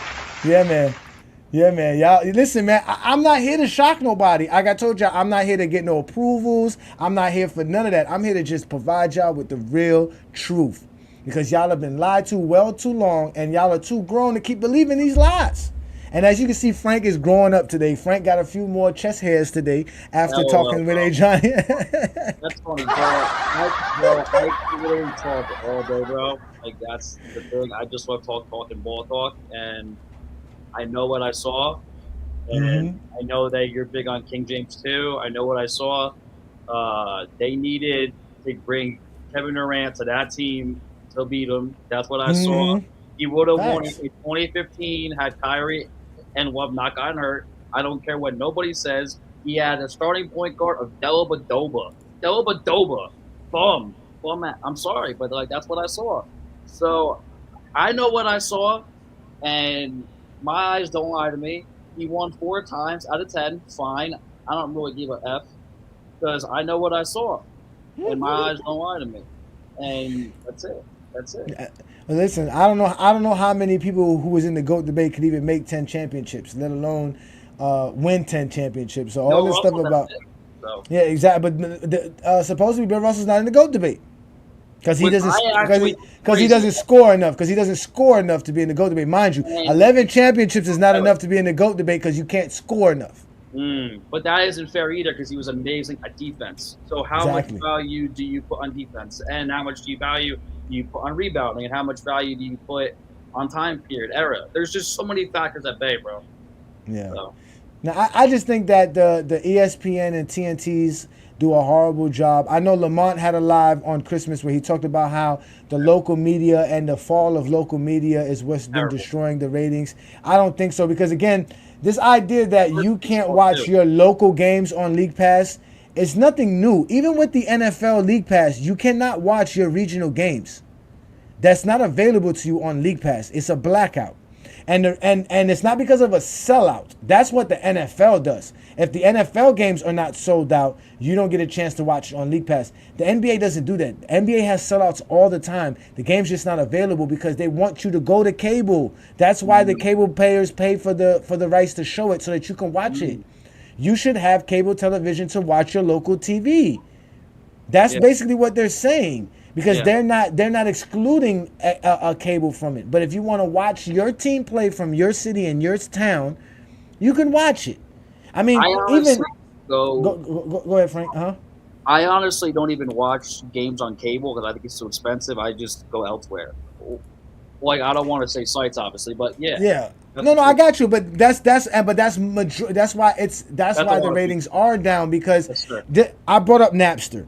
Just because everybody was running to Napster to get their music and record sales was down, does that mean records were bad, that there was bad music being put out there and distributed? No.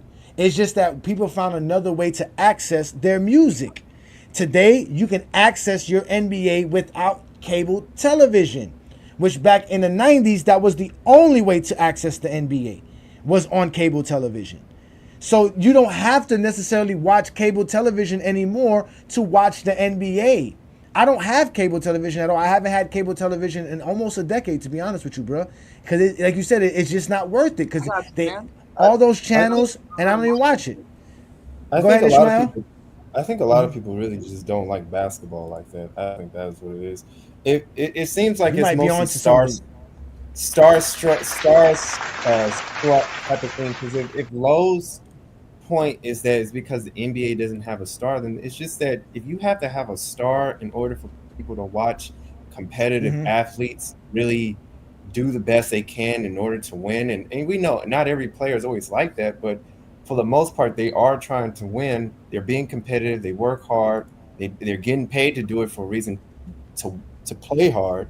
If you don't like that, if you don't like competition, and if that's not enough, like being competitive in sports, then that just sounds like you don't like basketball, in my opinion. Facts, and that's what it is. They're casuals. That's why we say they're casuals, because the NBA grew.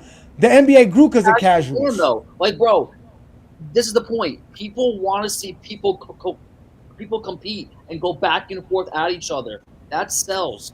So that's why stars going back and forth at each other. That's my point. Seeing the stars go back and forth. No, you're not wrong. You're not. No, wait, but Frank, you're not wrong, because that's what. Because see, that's why the NBA. But that's why the NBA created the illegal defense. Because I don't know this. Every other basketball, professionally or amateur-wise, allows for zone defense. The game was created to be a team game, but to promote the professional league, the NBA, the BBA at that time, and the NBL decided to promote rivalries within players. And it's always been the players that's always pushed the NBA. So it started with George. It started George Mikan. Exactly. It started with George Mikan. But it's not like there's no players today. The reason you guys don't like the players today is because Stephen A. second place and Skip Bayless are the guys who keep telling you those guys are not Michael and Kobe. Fuck Mike and Kobe. I watch Joker. Because Joker can play the fucking game of basketball. He's good. And I'm a basketball fan. If you started watching basketball because of Michael Jordan, more than likely you don't know basketball. You know Michael Jordan and Kobe. If you think taking an 18-foot contested fadeaway jumper is good fucking basketball, you don't know basketball. Johnny, there's plenty of stars in today's NBA. There's 7 stars playing tonight. But they're not, there was 7 stars playing the other night. You don't like it? Go watch football. Football is horrible. Where they can't take off their helmets. You can walk past a football player in the fucking grocery store and wouldn't even know who the fuck he is. John, the problem is our players aren't playing on Christmas. They didn't have no fucking Giannis and no fucking Shea on fucking Christmas. Those are your. You didn't need Shea. You had Ant-Man. You had Luka Doncic. You had Jalen Brunson. You had Cat Williams. You had Wemby. You had Jason Tatum. You had Kevin Durant. You had Joker. You had stars. Frank, stop believing that bullshit. These are stars. That's the problem. No, I'm not arguing with you. You don't want to accept facts. Those are the league stars. Those guys are better than Patrick Ewing. They're better than Akeem Olajuwon. They're better than Penny Hardaway. They're better than Allen Iverson. They're better than all those guys that were promoted throughout the 2000s. Can I say something? Johnny, you're making compelling arguments because. Hold on. He's making compelling arguments because, like, if the rules was like. He's getting mad because I'm bringing up straight fucking facts. Giannis and Shea are top 5 players in the fucking game. I'm having issues. And Giannis and Shea, since you say that, and Giannis and Shea, so why is Giannis and Shea not the most watched players in today's NBA? Why are they not the most watched players? Chilltown Hoops said the same fucking thing, okay? Shea and fucking Giannis should be fucking playing on Christmas. It's that simple. And I told Chilltown he should shut the fuck up and stop lying to the people when we had 7 stars playing that same day. We did not need SGA and Giannis, 2 players that none of y'all watch. Nobody watches them. They're not the most watched players in the NBA. So why are you complaining? You just want to complain instead of being a fan. You're casual. Casuals complain. Fans watch. That's the difference, bro. I'm a casual. Yes, you're a casual, bro. I'm going to keep calling you a casual when you're going to tell me that they didn't put on SGA and Giannis, so that's a problem? That's not a problem because SGA and Giannis was in the in-season tournament. Were you watching the in-season tournament because Giannis and SGA were playing? Was I watching it? Yes, I'm asking you. I called you the casual. Did you watch the in-season tournament? The in-season tournament, I think, is fucking stupid. Get the fuck off my show. Get the fuck off my... You heard what he just said? It's stupid. So why the fuck would I put on Giannis and SGA on Christmas Day for you to call it stupid? Like, this is what I'm talking about, y'all. This is why I get the way I get. Y'all are hilarious. This man legitimately just said that he didn't watch the in-season tournament with the 2 stars in the league that the NBA should be playing on Christmas Day because everybody wants to see them play. I didn't see it because I think the in-season tournament is stupid. Well, guess what, Frank? You were saying some smart shit earlier, but just now, you're the fucking stupid one. This is why Friday night is necessary. You're going to see the game better now. Your mind is exposed to things you've never been exposed to. Stop coming on GOAT James Kingdom because Chilltown said some shit. I'm going to be with Chilltown tomorrow, and I'm going to bring up what you just said, Frank, and explain to him why he needs to stop lying with the Zesty Jeffreys. There was no need for Giannis and SGA on Christmas Day. None at all. All 5 games were great. Hey, Johnny, I might be ignorant to some of this, but you kind of make some compelling arguments because, like, if the NBA's product is bad because of the three-point shot and the rules changes, wouldn't that be the same thing for the NFL? Because the NFL is worse. Like, it's a lot worse with rule changes and, like, didn't they change the kickoff and stuff like that? And everything. Matter of fact, let me bring up the comment here because somebody just asked me that. One of these Zesty Jeffreys in the comment asked me, do I think the NBA has a better brand than the NFL? And yes. The NFL I grew up watching does not exist anymore. The NFL that I grew up loving and appreciating does not exist anymore. And it's softer. It's horrible. They don't run the ball. They can't play defense. You can't hit a quarterback. Every time somebody's helmet hit another guy's helmet, it's a penalty. Yeah. It's a horrible brand of football. I don't like it. And I've been stopped watching football because of it. And you don't hear me talk about it because I don't watch it. So I'm not going to sit here and act like I'm a football fan because I was watching it for 20-something years of my life, and I don't watch it now. But the guys who still wake up every fucking Sunday and get drunk and watch football no matter how the game is, I'm supposed to go bother them and tell them that they're horrible fans? No, let them watch their game because that's what they want to watch. So don't be like Frank here and show up on a Friday night trying to tell us that basketball is bad because he still wants to hold on to the 2000s when he was fucking 8-9 years old. Nobody, there's not a platform here. I'm sorry, I'm gonna let you go, Ishmael. There's not a platform that y'all ever go to from anybody here that allows a 9-10-year-old to step up and speak about the game of basketball that they've been watching. And since at 9-10 years old, you were able to watch basketball and you were able to say it was great, then leave the 9-10-year-old that's now alone and let him see basketball as great as for him. Stop trying to spoil it for him. But go ahead, Ishmael. I also don't see how, like, the NFL is not that star-studded as I think. Like, yeah, a lot of guys play in the NFL and you will not recognize them in the streets. I mean, it's just like you have to really, like, be a fan of football like that in order to recognize some players or a team. Because, you know, a lot of guys built like some NFL players and they may have played in college, and you may ask them if they play in the league, but it's not like the NBA because it's like it's not as many athletes. There's not a helmet that you put on. They're just not tied to just a number. There's a face. They're a face of a team or a face of a franchise. The NFL is not like that because the average NFL career is like 2 to 3 years or something like that. It depends on the circumstances. So it's just I don't really see the whole you need another star in order to bring more people in and just watch basketball because they're starstruck. That just means you're starstruck. You're not really like you don't really find the sport entertaining like that, or you like the competitive nature of it, in my perspective. So it's like I enjoy watching basketball. Like I don't know all these guys and stuff like that. I only watch a certain amount of teams, but when I watch other teams, it's very competitive. The games are closer. It's like it's always in reach. It's not like teams are just even when teams are tanking, the games are still competitive.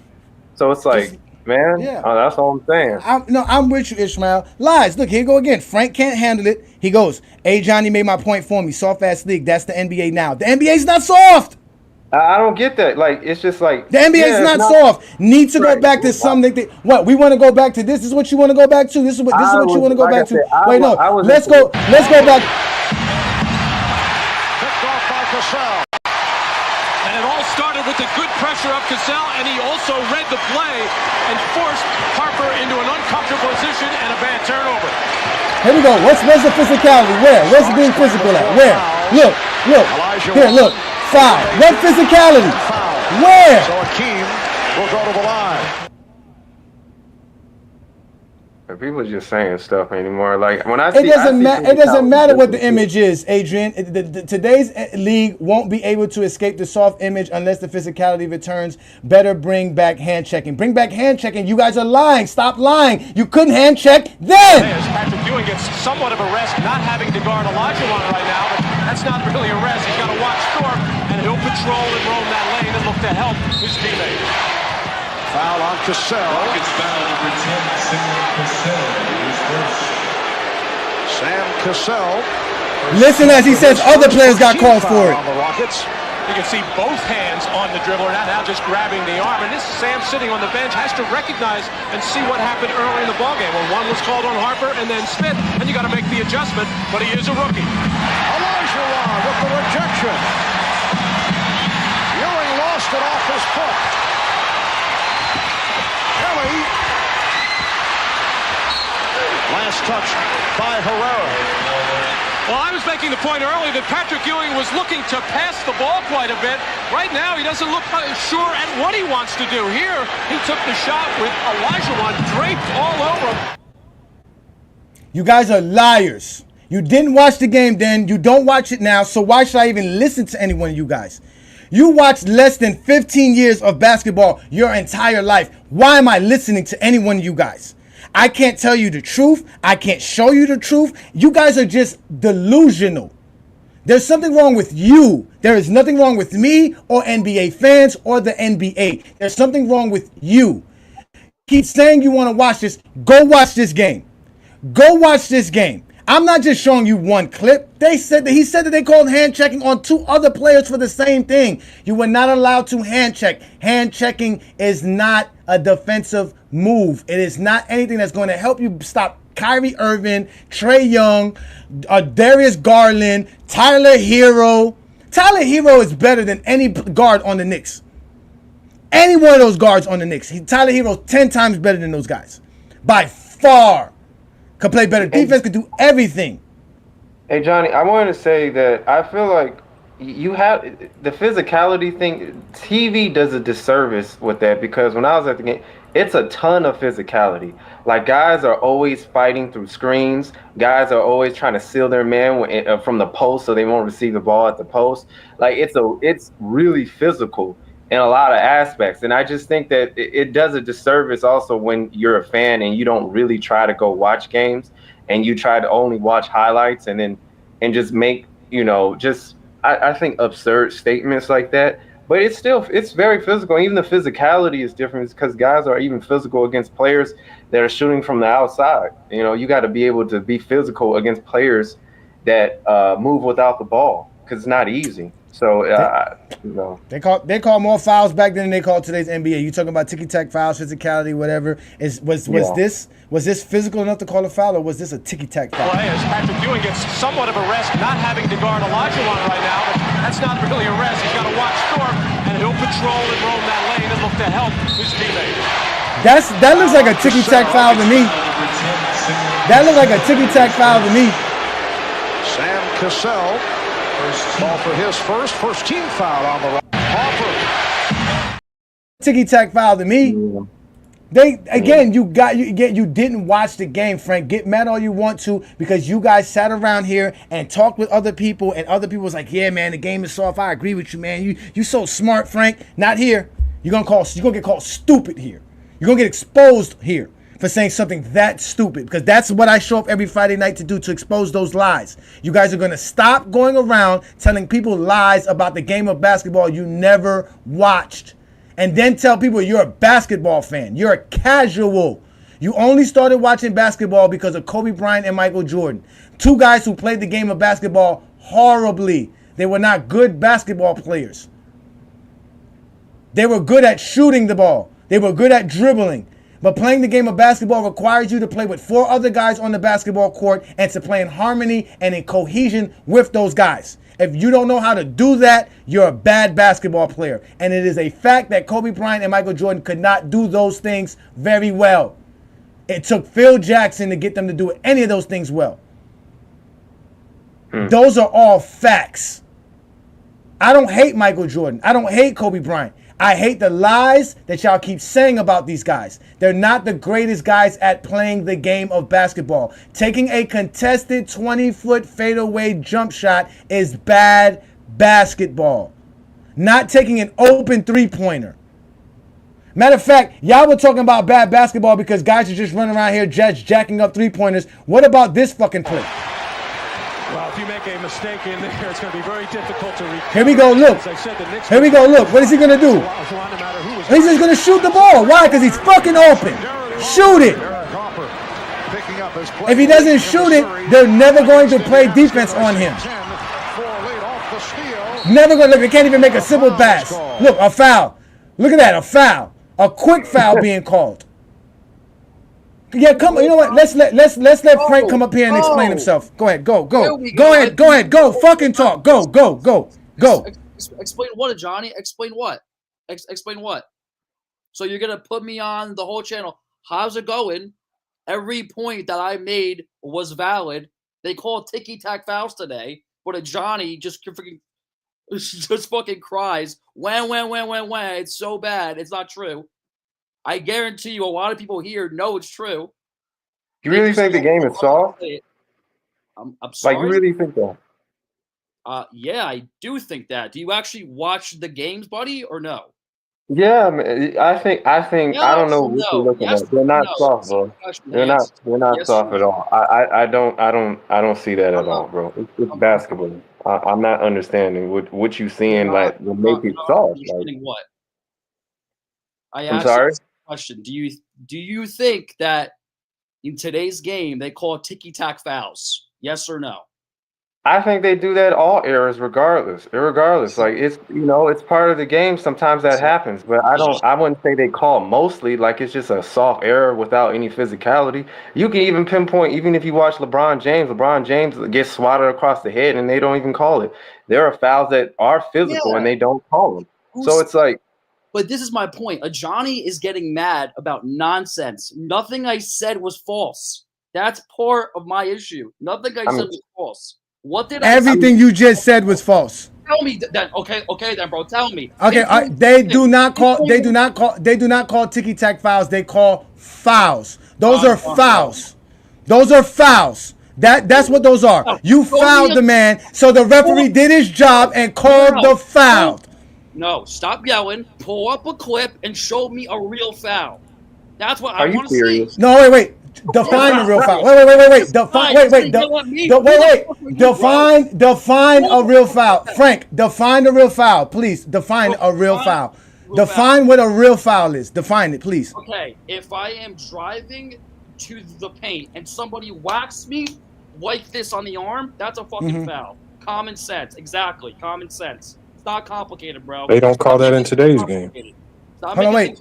No. Okay. So somebody whacking you on the arm is considered a real foul. Is there anything else on the basketball court that can be called a real foul? Can you tell me? I have just answered that question. Now you gotta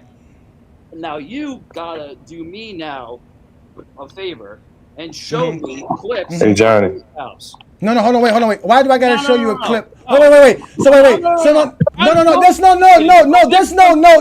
Say another motherfucking word and this shit is over. And I ain't playing, nigga. Sit your ass down. What did you think this was, Frankie? What do you think you was at, Frankie? This is the Friday Night Exposure. You don't cut me off. I asked you the questions. You answered it. Now I was going to ask you another question, but you can't handle the heat. All you want to do is talk bullshit. Nobody cares what you got to say today, my friend. Do I give a fuck? No, not one. How many fucks do I give? 0. Exactly. So therefore your comment is irrelevant. Man, sit your dumb ass down. You asked me to show you a real foul. I asked you to give me a definition of what a real foul is. You said getting hacked over the arm is considered a real foul, which we all will agree. If you hack a player over the arm, it's a foul. They do not call that ticky-tack fouls. So again, I ask you, what's considered another foul?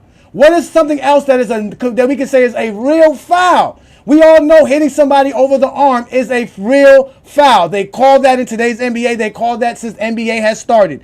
What other ones are that? Then you want to get mad and tell me to go show you an NBA where they foul you. They call fouls in today's NBA. You can't hit somebody's arm and don't call it a foul unless you're LeBron James. Now, if you're telling me that they hit players in the arm and they don't call fouls, is that what you're saying, Frank? That players today get hit in the arm and they don't call a foul? Or players in the 90s? Let me ask you a question. In the 90s, players get hit in the arm and they didn't call a foul? Did players in the 90s get hit in the arm? Matt, hold wait. Let me retract that because your dumbass didn't watch the 90s. In the 2000s, Kobe get in the 2000s, a player in the 2000s, if a player got hit in the arm, did they call a foul? Yes or no, sir? If a player got hit in the arm, did they call a foul? Yes or no, sir? Yes, bro. Okay, in today's NBA, if a player gets hit in his arm, do they call a foul? Yes or no, sir? Of course. I'm saying I think, okay. I'm glad that you answered that. Again, you don't control the show. You answered the question. You are going to sit there and listen to me. Let's discuss. I ain't discussing shit with no goddamn kid. Motherfucker, let me tell you something. Who give a fuck? Sit your ass down. Again, you're going to sit in the dugout because you can't comprehend the conversation. You wanted to have this conversation. I brought you up to have this conversation. You don't want to have this conversation. You think people really give a fuck what you got to say, Frankie? No. They give a fuck the answers that I asked you to fucking answer. That's what they want. They want to hear you answer my questions. Well, first of all, you have the presumption that people care what you say. They don't. Sit your ass down. I'm going to ask you again, Frankie. All right, Ajani. What else is considered a real NBA foul so we can show it to you? Because you want us to show you a real NBA foul that they don't call in today's NBA. It's your show. Take over, bro. You're you right. sure? Are you sure about that? Are you sure about that? I'm positive, bro. Shut your bitch ass up. Sit your ass down.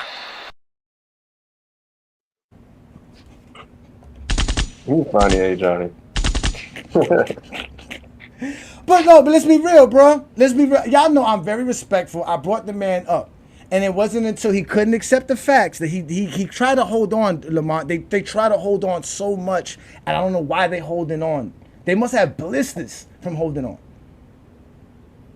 Hey, I thought you was gonna tell him just the other day when Philly played and Tyrese Maxey came down for the game winner. He got raked across the arm. The ref held the whistle. They didn't call it. They let it fly. He missed the game winner. They lost the game, and you got everybody on ESPN talking about the refs are bad. They miss calls. You know, that was just the other day. I mean, I'm saying we see these players today play through it, and then Tyrese Maxey didn't even jump and cry to the ref. He just walked off like it was just something typical. Like, okay, he hit me in the arm. Fair game. I got the shot off I missed. He didn't even come cry and complain. And when it happened to LeBron against Boston a couple of years ago, where they still show the footage off, they say LeBron was crying. When it was clear footage, LeBron James was raked across his arm going to the basket, and nobody called the foul. Against the Denver Nuggets, when they got swept, and he was playing Game 4, LeBron was going to the basket. He was raked across the arm by Jamal Murray. They didn't call the foul.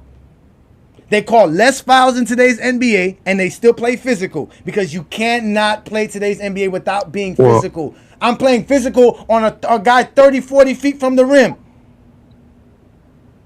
What surprises me go ahead, Lamont, because I need you to talk for that because they don't be listen to me. Talking like especially that's why I wish you left Frank up here because I think they start talking about fouls because they start running out of stuff to talk about. Thank you, Lamont. Damn. But hold on, Frank. Check this out, though, Frank. Frank. It's his channel, by the way. Frank. Hold on, Frank. Thank You know the Lamont. 90s from 1990 to 99? Those were the most fouls called, cumulative, and fouls per game called in NBA history. The 90s had the most fouls per game in NBA history. They called more fouls than ever. And it's just funny now that when you just watch the era of basketball where the game was slowed down to a bore because of the refs and because of the illegal defense. And then when you see this era, you say it's soft because of the fouls. But you just watch the era where fouls literally controlled the pace of the game. They called them so much in the 90s. Well, that's I never watched that era because I wasn't born until '97. As I was telling Ajani, as he puts up a picture going like this, that's fine. Because Ajani's goal, right? So it's fine. I grew up watching Bron. That was the era that I grew up watching, right? So I'm just saying that I think that we're going through a phase right now where something's got to give or change. There's too many threes being shot. I'm not the only person saying this. There's a lot of people saying No, but that's not what's happening, though, Frank. So then what's happening then? If you Okay, so Frank, this is what happens. So when you play the game of basketball, I'm a coach. I promise you. Basketball too. Check this out. No, I coach. I've played, but I coach right now. I promise you. If players could take layups on every possession, I promise you that they could. But what happens is when you see teams that are taking a lot of threes, what nobody ever asks themselves is, what is that defense doing that's forcing them into taking these threes? Because what dictates your shot in basketball? The shot clock. So as the shot clock starts to tick down, that's an extra defender on the floor. And if the defense is doing a good job of clogging up the lanes, taking away driving lanes, and you're kind of left to settle, like guys drive and have to kick it out, if you're left to settle with the three, that's because of the shot clock. And so why do you guys, instead of complaining about all the threes being taken, why don't you applaud the defense that's congesting the lanes, forcing these guys to kick it out, making them take tough shots on the perimeter? But nobody's going to give the defense any credit. Y'all act like these guys are just walking down the court saying, look, I'm going to bypass this wide open layup. Let me just take this three. We're just going to take threes. But that's not what's happening. And you'll take the one or two instances where you see a guy take a bad three and use that to make it seem like this is what's happening across the league when it's not. Okay. Were more threes being shot in the 90s or now, Lamont? There's more threes being shot now. Now, right? Well, why? But why? That's exactly. Why? You have better three-point shooters? One, you have better three-point shooters, and two, you have better defenses clogging up lanes because you don't have an illegal defense rule. Yes, fair point. There's more skill, as Ajani. And better defenses. There's more skill. And better defenses. 100%. Yes. Players today are more skilled, and players have better show, and players today can shoot better now, right? No, yes. The defense is clogging up lanes. Your first point, though, is the shot clock, right? I don't know. No, the defense creates the shot clock issues. So when you play good defense, the shot clock comes into play. The shot clock has been around for how many years, Lamont? But the shot clock hasn't always been around when you've been playing in the league, when the defense isn't handicapped with illegal defense rules. This is the most unrestricted defense that we've seen in NBA history, because in the 80s and the 90s, we saw defenses that were handicapped because of the illegal defense. When they removed the illegal defense in the 2000s, we saw teams struggling to adjust because now, with teams clogging up the paint, they now have to be able to shoot the three. And so we saw a stretch of time in the league where teams were trying to adapt to being able to shoot threes because they didn't have a ton of three-point shooters. And the only team that did have the three-point shooters was the Phoenix Suns, and that's because the GM of the team was on the rules committee and he knew what was coming before it was happening. So he set his team up to shoot threes before anybody else did. That's why the Suns look godly on offense while everybody else looks sluggish. So I'm listening as much as possible, but then why do you think the ratings are down so much then? I don't think the ratings are down. I think people that say the ratings are down are just people looking to. I think people who say the ratings down compared to previous years. No, hold on. No, they're not. Because what y'all doing is y'all comparing ratings during COVID when ratings were at an all-time high because nobody had anything to do but sit in the house and watch TV. And then you're comparing it to now where you turn games on, like I say, everybody and their mama watched LeBron play the other night. Lamont. They had the commissioner in the NBA Finals, Game 7, explain why the league had low ratings in the 90s. Halftime in Houston, Game 7. Rockets lead the Knicks by 2, 45-43. Joined live now by NBA Commissioner David Stern. David, taking nothing away from the excitement throughout this series and the feeling in this building and the great determination and the achievements of these two teams, the ratings for the finals are down. And many people feel that if this style of play becomes dominant in the NBA, the league will lose some of the elements that led to its popularity. Do you share that concern? No, I think there's an ebb and flow, Bob. A decade ago, people were saying that we had to change the rules because there was too much scoring, no one played defense, we should have the zone come in. Now there's just a lot of defense being played. We will be looking into maybe tightening up some of the calls, but Charles Oakley doesn't have to apologize for not being Michael Jordan. He's out there hustling and he's an all-star, and that's a lovely kind of play in its own way, watching players hustle the way these two teams are. The NBA didn't have a viewership issue in the 90s. They didn't have a viewership issue in today because people who like basketball watch it. People like Frank don't like basketball, so they don't watch it. You Stop watching it, Frank. Yeah, you don't watch it. You don't watch it. 80% of GOAT James Kingdom fans has said all five. All of our fans who are here are basketball fans, and 80% of GOAT James Kingdom fans said they enjoyed every game that happened on Christmas because they like basketball. You sat here and you still telling us some lies because you want to believe when you were watching basketball at 12 years old was the greatest time. You were 12. Get the fuck out of here. Lowe's back in the building. What up, Lowe? Oh, now the mic is now on. Yeah, because you don't overtalk me. You shut the fuck up when I'm talking. If you don't like it, you can go to somebody else's program. Johnny? We know what happens? Bye-bye, motherfucker. Oh my god.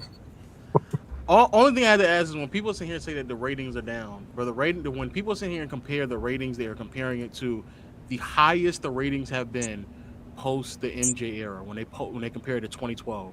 Those are the highest the ratings have been. So when y'all be comparing it to like, oh, well, the ratings are down 50% or 48%, whatever the number is from 2012, the ratings were also down 48% or around 48% in 2003 as well. But it's not sexy enough to say, well, the ratings now are fairly similar to where they were in 2003 and 2004. Nobody's not going to say that because that doesn't sound right. It doesn't allow people to get off that nostalgia. So when y'all be getting off this nostalgia of like, oh, well, back in my day in 2003 and 04 and 05, basketball was great. Yeah, basketball, the ratings were very similar back then to where we are now. And cable cutting across the board is at an all-time high now. People are cutting the cable cord. So y'all are comparing every single year is down in contrast to 2012. That's not including the 90s. Every single year. And Low, in 2005, the guy who's sitting here arguing with me and wants me to bring it back up just to argue with me, just for the sake of arguing, which is not why I have a content for. I actually, like I said, content to create real shit, was 7 years old in 2005. What the fuck did he see? What was great for him? Nostalgia. It's okay, literally just nostalgia. Let me ask you another question. You're a guy who likes music. In 2003, when Napster was around, did 50 Cent drop a horrible album because we were able to go on Napster and get his album instead of going to the store and purchasing it? No, it wasn't horrible. No, I feel like a lot of y'all just like caught up in y'all are caught up in nostalgia. But if y'all are going to use ratings to be the reason why something tracks is like some reason to why the game is good or bad, then you would then have to explain why the ratings dipped immediately when Michael Jordan left both times, and then y'all have to then explain why the ratings now are fairly similar to where they were back in 2003. Y'all would have to then explain those things. No, they can't explain those things because, again, the problem with basketball fans and basketball people who talk it is that they actually feel entitled.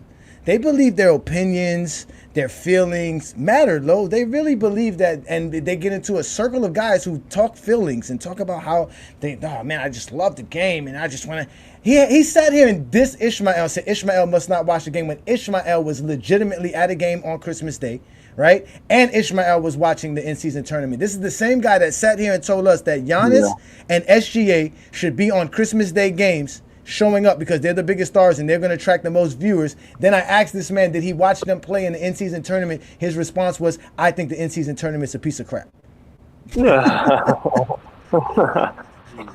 Let's let Herm in the building. Shout out to Herm, man. Hollywood Herm is here. Big time support, Goat James Kingdom supporter.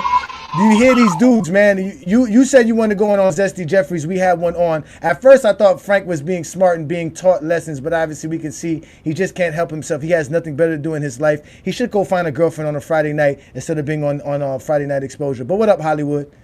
Man, salute to y'all. Salute to you, Ajani. Salute to FIF, capping ass. Salute to Ishmael, man.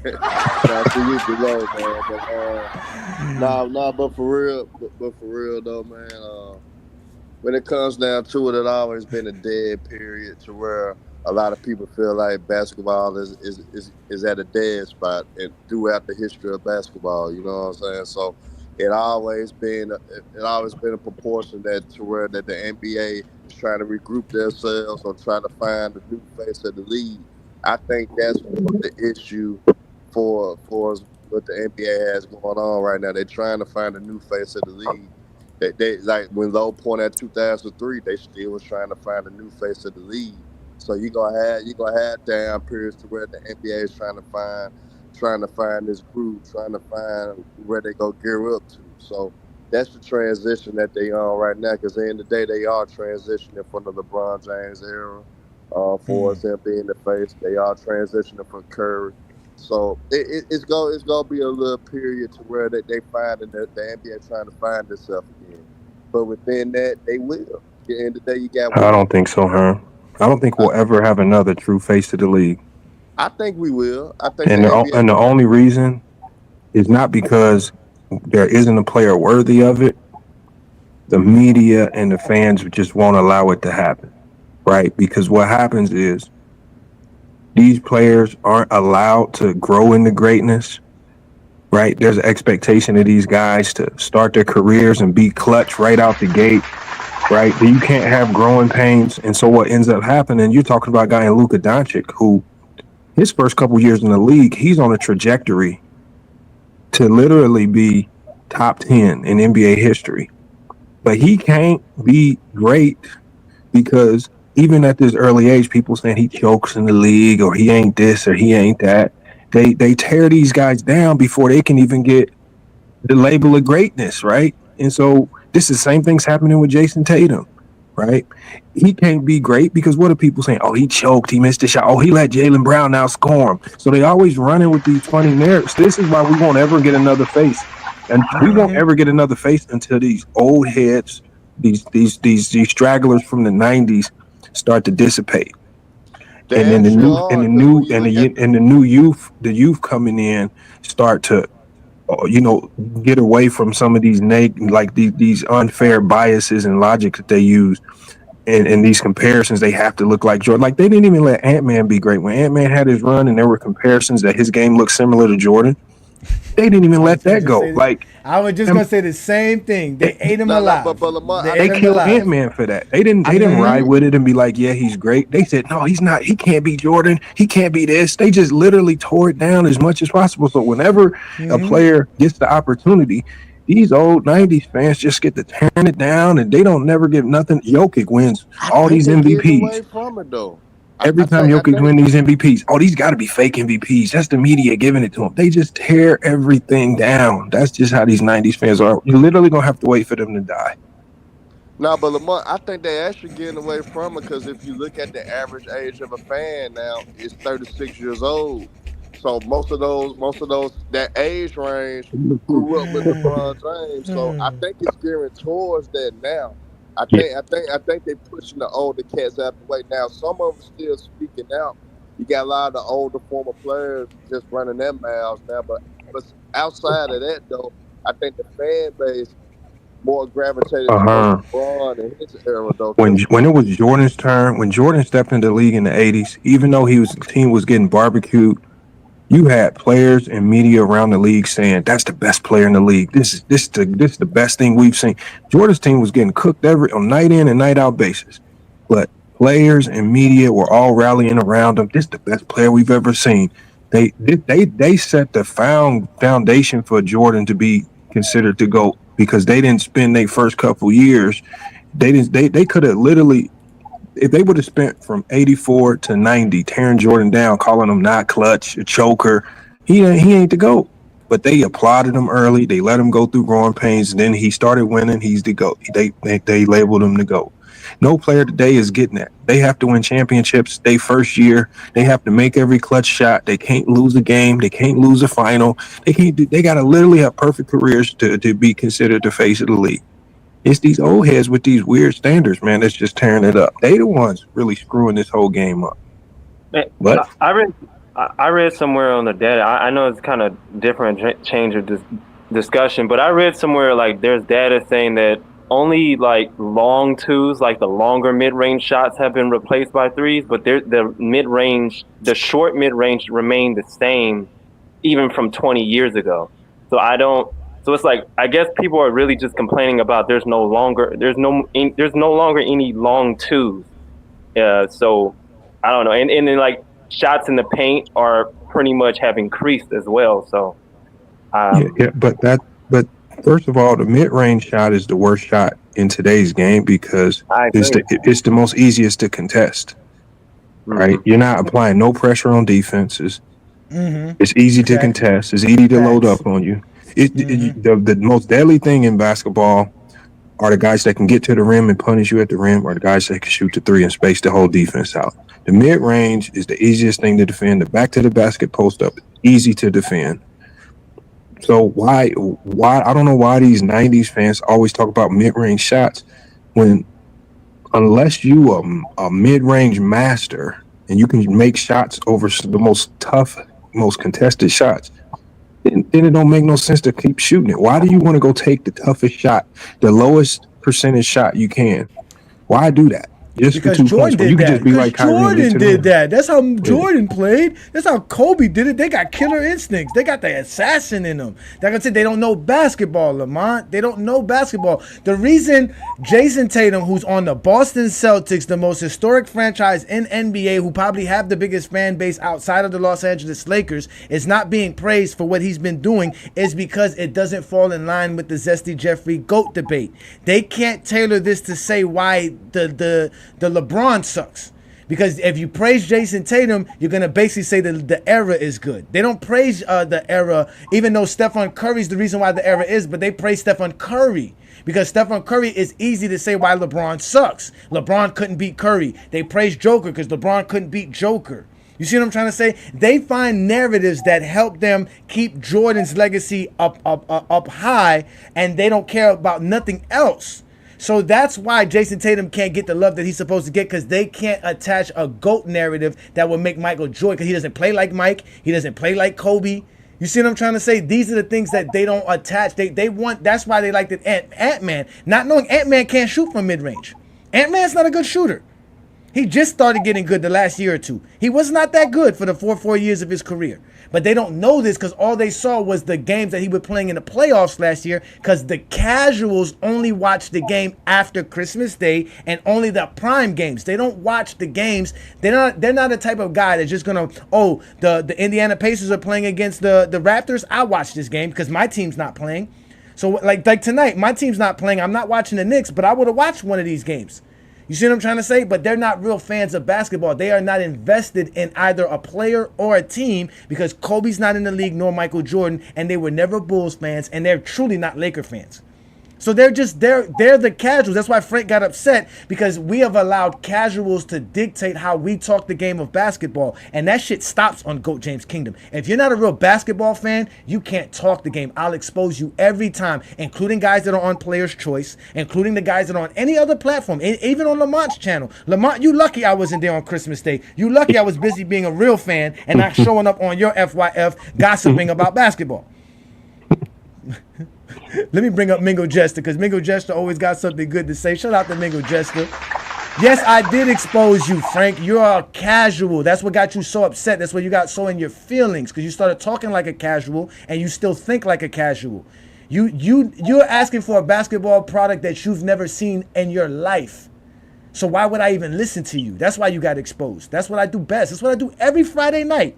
I expose Zesty Jeffreys and basketball casuals who sit here and tell us lies. I gave you David Stern telling you the ratings were low in the 90s, and you still want to argue about the 90s basketball. I mean, I know that Mingo just supposed to say something, but I remember I used to be like, even basketball players that I know didn't really like watching the NBA in the 2000s, in the early 2010s like that. They prefer college basketball because I don't know that, bro. You guys are crazy. I know that. What I'm saying is like they prefer watching college basketball because it wasn't stagnant. It was like a ton of ball movement. It was like a lot of motion offense. Like guys, it was more actions. What I see, like it was more team orientated. Like today it seems more team orientated. It's not as much as ISO from what I could be wrong, but it just seems like more team orientated, more ball movement. It's just like more 3-point shooting. And that's why I would say it's more entertaining from that aspect. No, that's not what it was.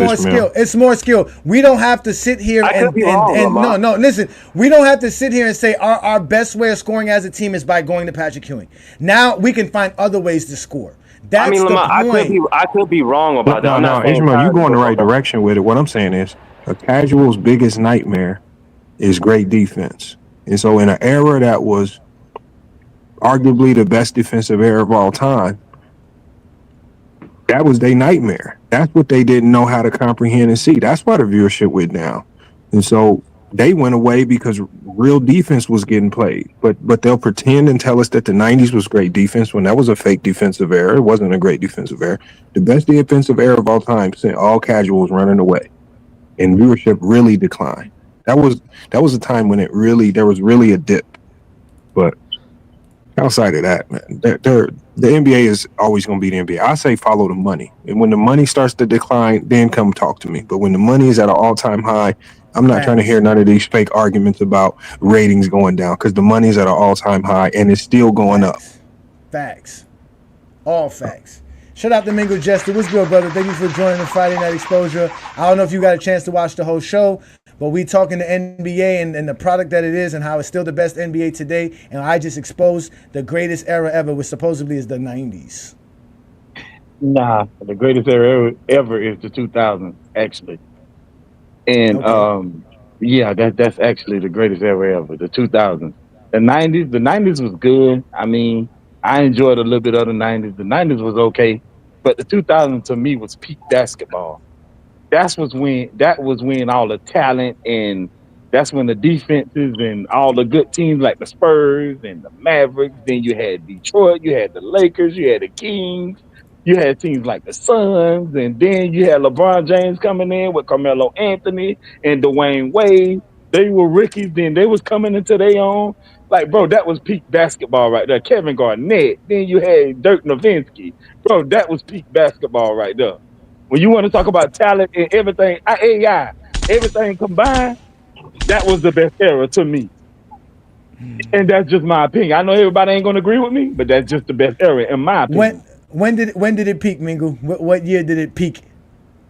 I don't. To me, I think it peaked like around like 2012, 2013 when LeBron really became LeBron and he really was just tearing the league up and nobody really couldn't mess with him right around that time. Nobody really went like around that 2011, 2012, 2013. Around that time, man, LeBron it was just LeBron. It literally was just LeBron, in my opinion. I gotta keep saying that because everybody ain't gonna agree with me. So in my opinion, it was just LeBron because he was tearing the league up. Nobody wasn't seeing him around that time. I know people don't like him. I know people hate on him and all that other stuff, but nobody wasn't seeing him around that time.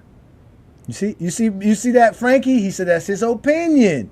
That's how he feels. That's fine. You're allowed to speak when you say that.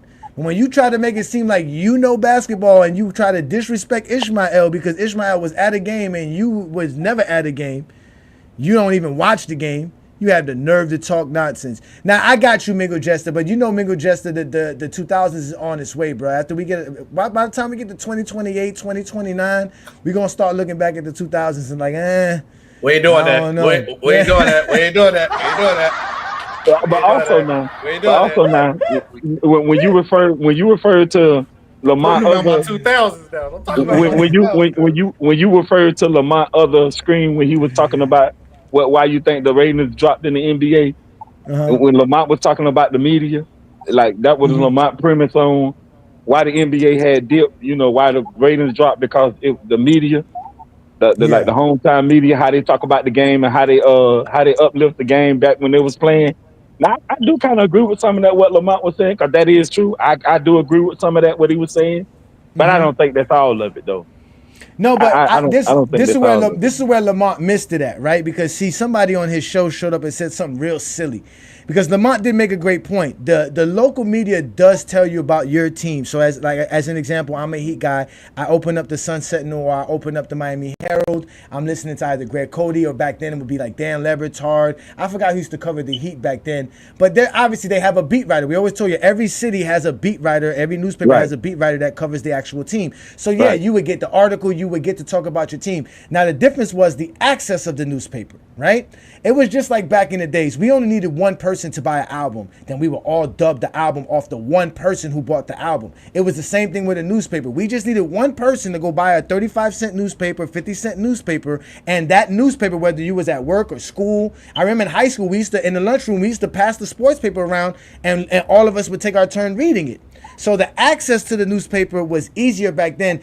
The guy, Mr. Michael Jordan Fans Are the Worst page, was talking about how he used to keep up with the Philly Inquirer because he used to have access to it, but he moved to Hawaii. Well, guess what? You still have access to it, even if you're in Hawaii. All of those platforms are all acceptable. They just don't have actual papers. You can actually subscribe and get every day the newspaper the same way from your local newspaper, just like you did back in the days, but you just have to subscribe to the channel. So if he really wanted to keep up with his Philadelphia 76ers all the way in Hawaii, he can. But he's not a real basketball fan. That's why the NBA doesn't have a viewership issue, because they have more fans today who have access to their games than ever. I just showed you a clip of David Stern saying over 100 countries in '94 were watching the finals. How many countries today are watching today's NBA tonight? How many countries had access to watch all 8 games that happened tonight? Well over 200. But wait, Ajani. Wait, Ajani. Now, I was watching Gil's Arena the other day, and Gil was talking about how the NBA, you can watch the NBA, but you have to get cable to watch certain games, like I guess your home games, like your home team games, like the teams you root for. Then you have to get League Pass to watch the stuff on League Pass. I know that's what he said, but let's be honest. You really think Gilbert Arenas don't got cable and can't watch the Lakers game because he live in LA? That's what I'm saying. So again, if you more than likely you have cable than the league. Hold on, wait. Mingo Jester, more than likely you have cable than the league pass. Unless you're a basketball fan, you're gonna have the league pass. But living in your city alone, more than likely you're gonna have some form of regional coverage. That's all they're telling you. To watch your team, you got to go to your regional people who we gave the rights to show the game to, because that's how you watch the game anyways. Like, and I get that, but what I'm saying, but hey Johnny, that changed a little bit. That did change a little bit.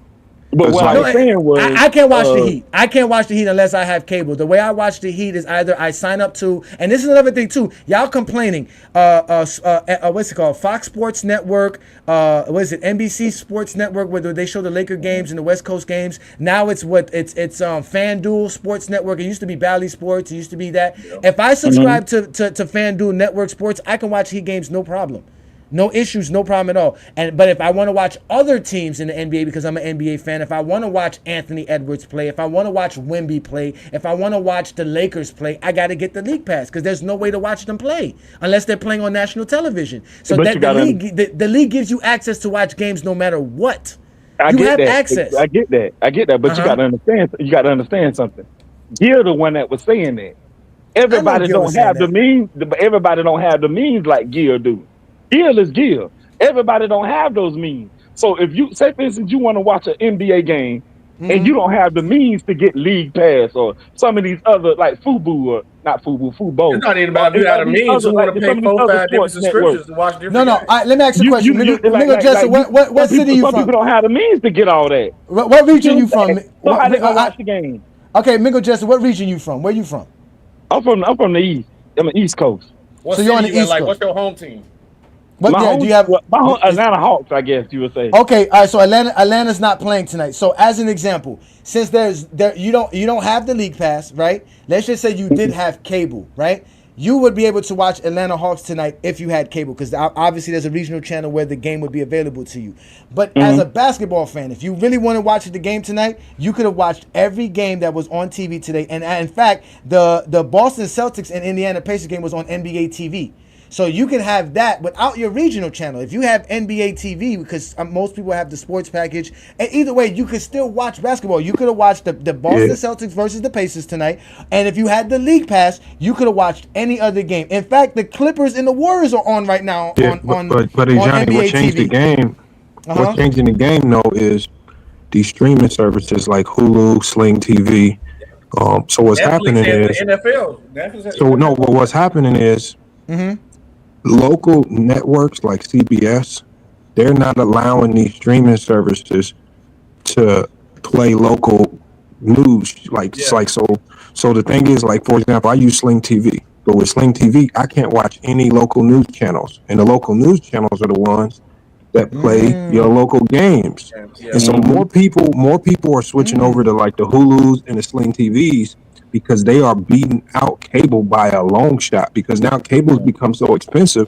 Cable with internet is like a YouTube TV though. But I didn't know that Sling TV and Hulu TV doesn't allow you to get local. I didn't know that. No, but YouTube TV allows you to have local regional channels. No, YouTube, but there are some like Fubo, and there are some that are different. But like I say, a lot of people like Hulu, because they can also watch their other shows. Right, so a lot of people with some of these apps, they get them. Like with Hulu, there's like specific shows that people buy these subscriptions for, because I know I can watch this specific show and I can have all these other channels. And so what's happening is people are signing up for these streaming services. They get all the cable channels that cable would offer, but they miss out on the local channels, so they can't. So, but a lot of people are switching over, because cable now with Wi-Fi and cable together. In most places, you're looking at paying close to $300 a month just for cable and Wi-Fi combined, and that's like a car payment. But you also got apps like Peacock, for example. Like you can watch. But Peacock is owned by NBC. That's what I'm saying. Peacock is NBC. Just like ABC has Hulu. Every network, like he's saying, all those national broadcast networks are all creating their own streaming services. Just like HBO did, Cinemax did. And they're blocking out the other services. Yeah, and they're and that's why like he said that, but that's why cable television is kind of dead, because it's so expensive to have. Mind you, that's just to have basic cable. If you decided to get the premium channels like HBO and Cinemax and Showtime, and then they do charge you for regional channels too. They charge you a fee for regional channels. They charge you a fee for sports channels. So it's not simple. Exactly. ABC has Hulu. Just a perfect example. I watched the games on Disney Plus on Christmas Day. I watched all the games on Disney Plus. Games? You watched the cartoon games? I watched the cartoon game as well. I liked it. I liked it too. It was actually fun to watch it that way. But the thing is that you no longer have to go to ABC and NBC and CBS to watch the games. You have access to the games everywhere else. So the idea that nobody's watching it is false. It's just that we don't know where you're watching it. Now, supposedly, me watching it on Disney Plus was a part of the supposed like 7.7 average people that were watching the game. So it looks like ABC gave us all of the views. Whoever was watching it on Hulu, whoever was watching on ESPN Plus, whoever was watching it on Disney Plus, whoever was watching on ESPN or ABC, they counted all those viewers. You see what I'm trying to say? But they don't. But the Netflix, right? The Netflix had the football game on Christmas Day. That wasn't on national television, right? So we don't know how many people. Just like Thursday night games. Thursday night games, nobody tells us anything what goes on Thursday night. Why? Because it's on Prime. Unless you're on Prime. I got Prime though. That's what I'm saying. Unless you Prime has 100, 200 million subscribers to Prime. So there's a bunch of people who can watch the games, but we don't get the streaming. We don't know exactly how many people are watching Thursday night games. Oh no, so the NFL for Netflix Christmas Day, they pulled in 24 million each game. Of course, because again, the casuals. Remember, a lot of those guys' football teams are over with. Your Bears suck. First of all, not a Bears fan. That's crazy, but that's crazy. It doesn't matter. It doesn't matter. Everybody in Chicago is watching. Exactly. The Niners. We out of it too. So I start watching basketball as well. That's what I'm saying. The Falcons are out of it. The Falcons are out of it. So there's nothing to do there. The Arizona Cardinals are out of it. Wait. That's a lie. Whoa. Falcons are not out of it. The Falcons are still in it. The Falcons are still in it. Yeah, they're still in it. No, they're not out of it. They're not out of it. Wait a minute. And football is still the same. If you got YouTube TV and you bought the football package, your regional games are not available for you on the football package. Those are facts.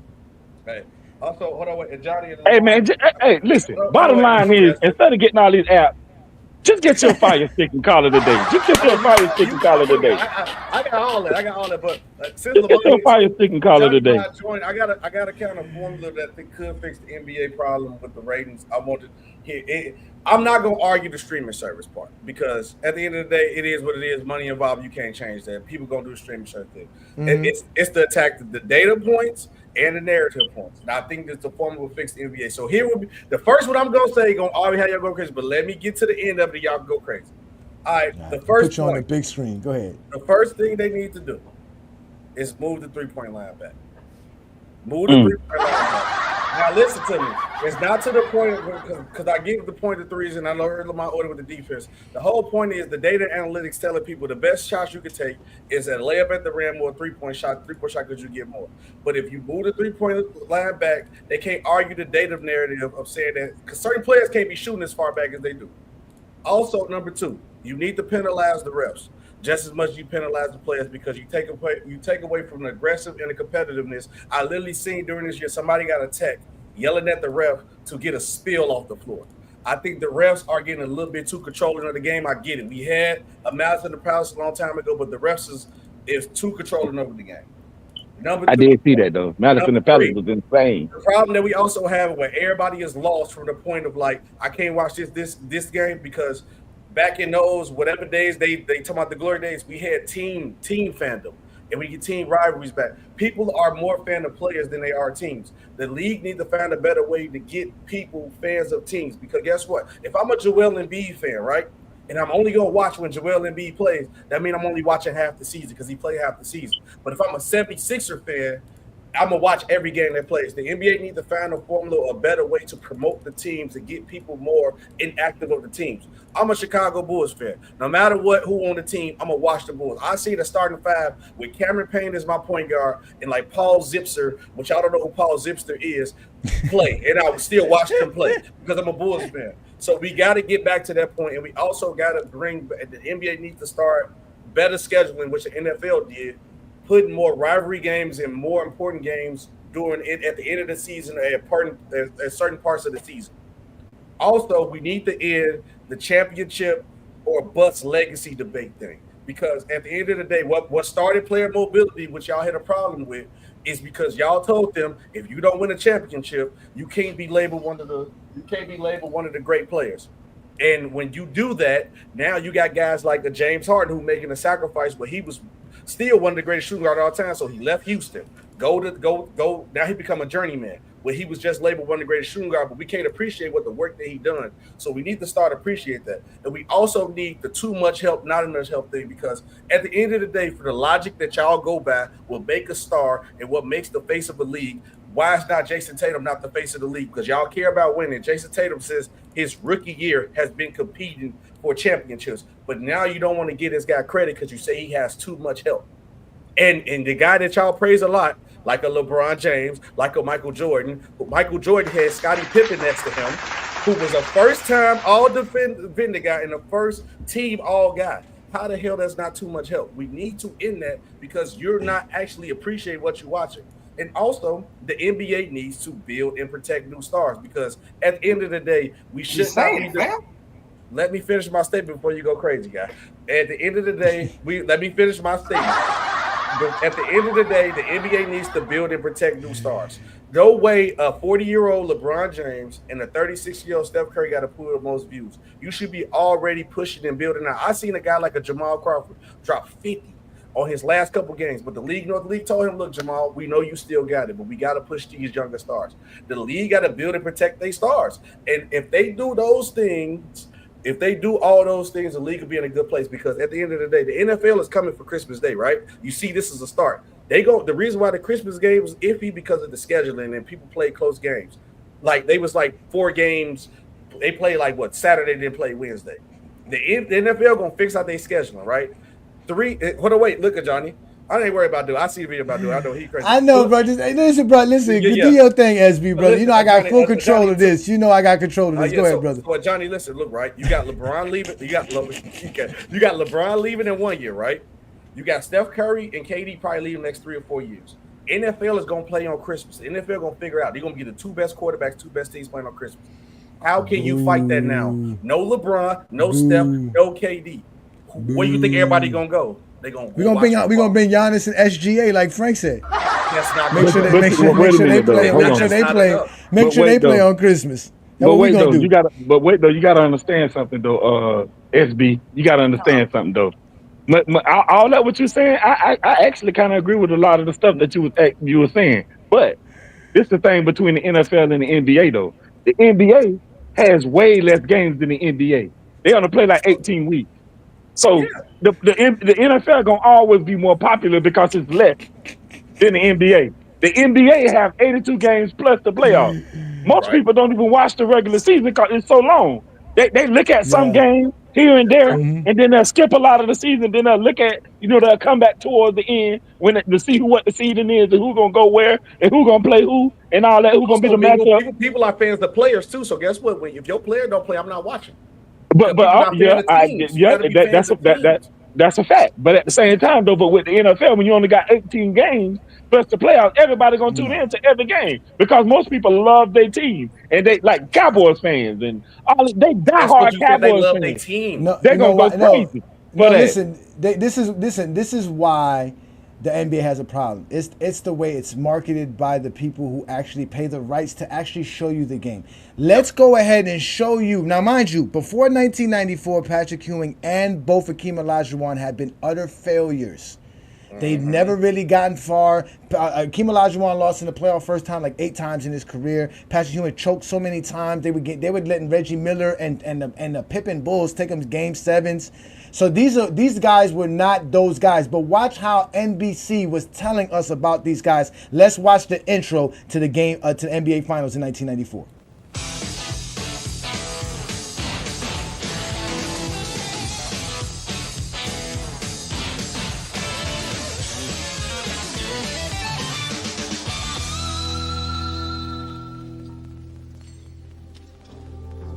For 3 memorable years, red and black were the colors of royalty in the NBA. But that dynasty is now history. Soon, a new champion will reign. This symbol of supremacy rides on the outcome. The 2 teams intent on seizing the prize have different styles and personnel, but they share something essential. The New York Knicks and the Houston Rockets are passion personified.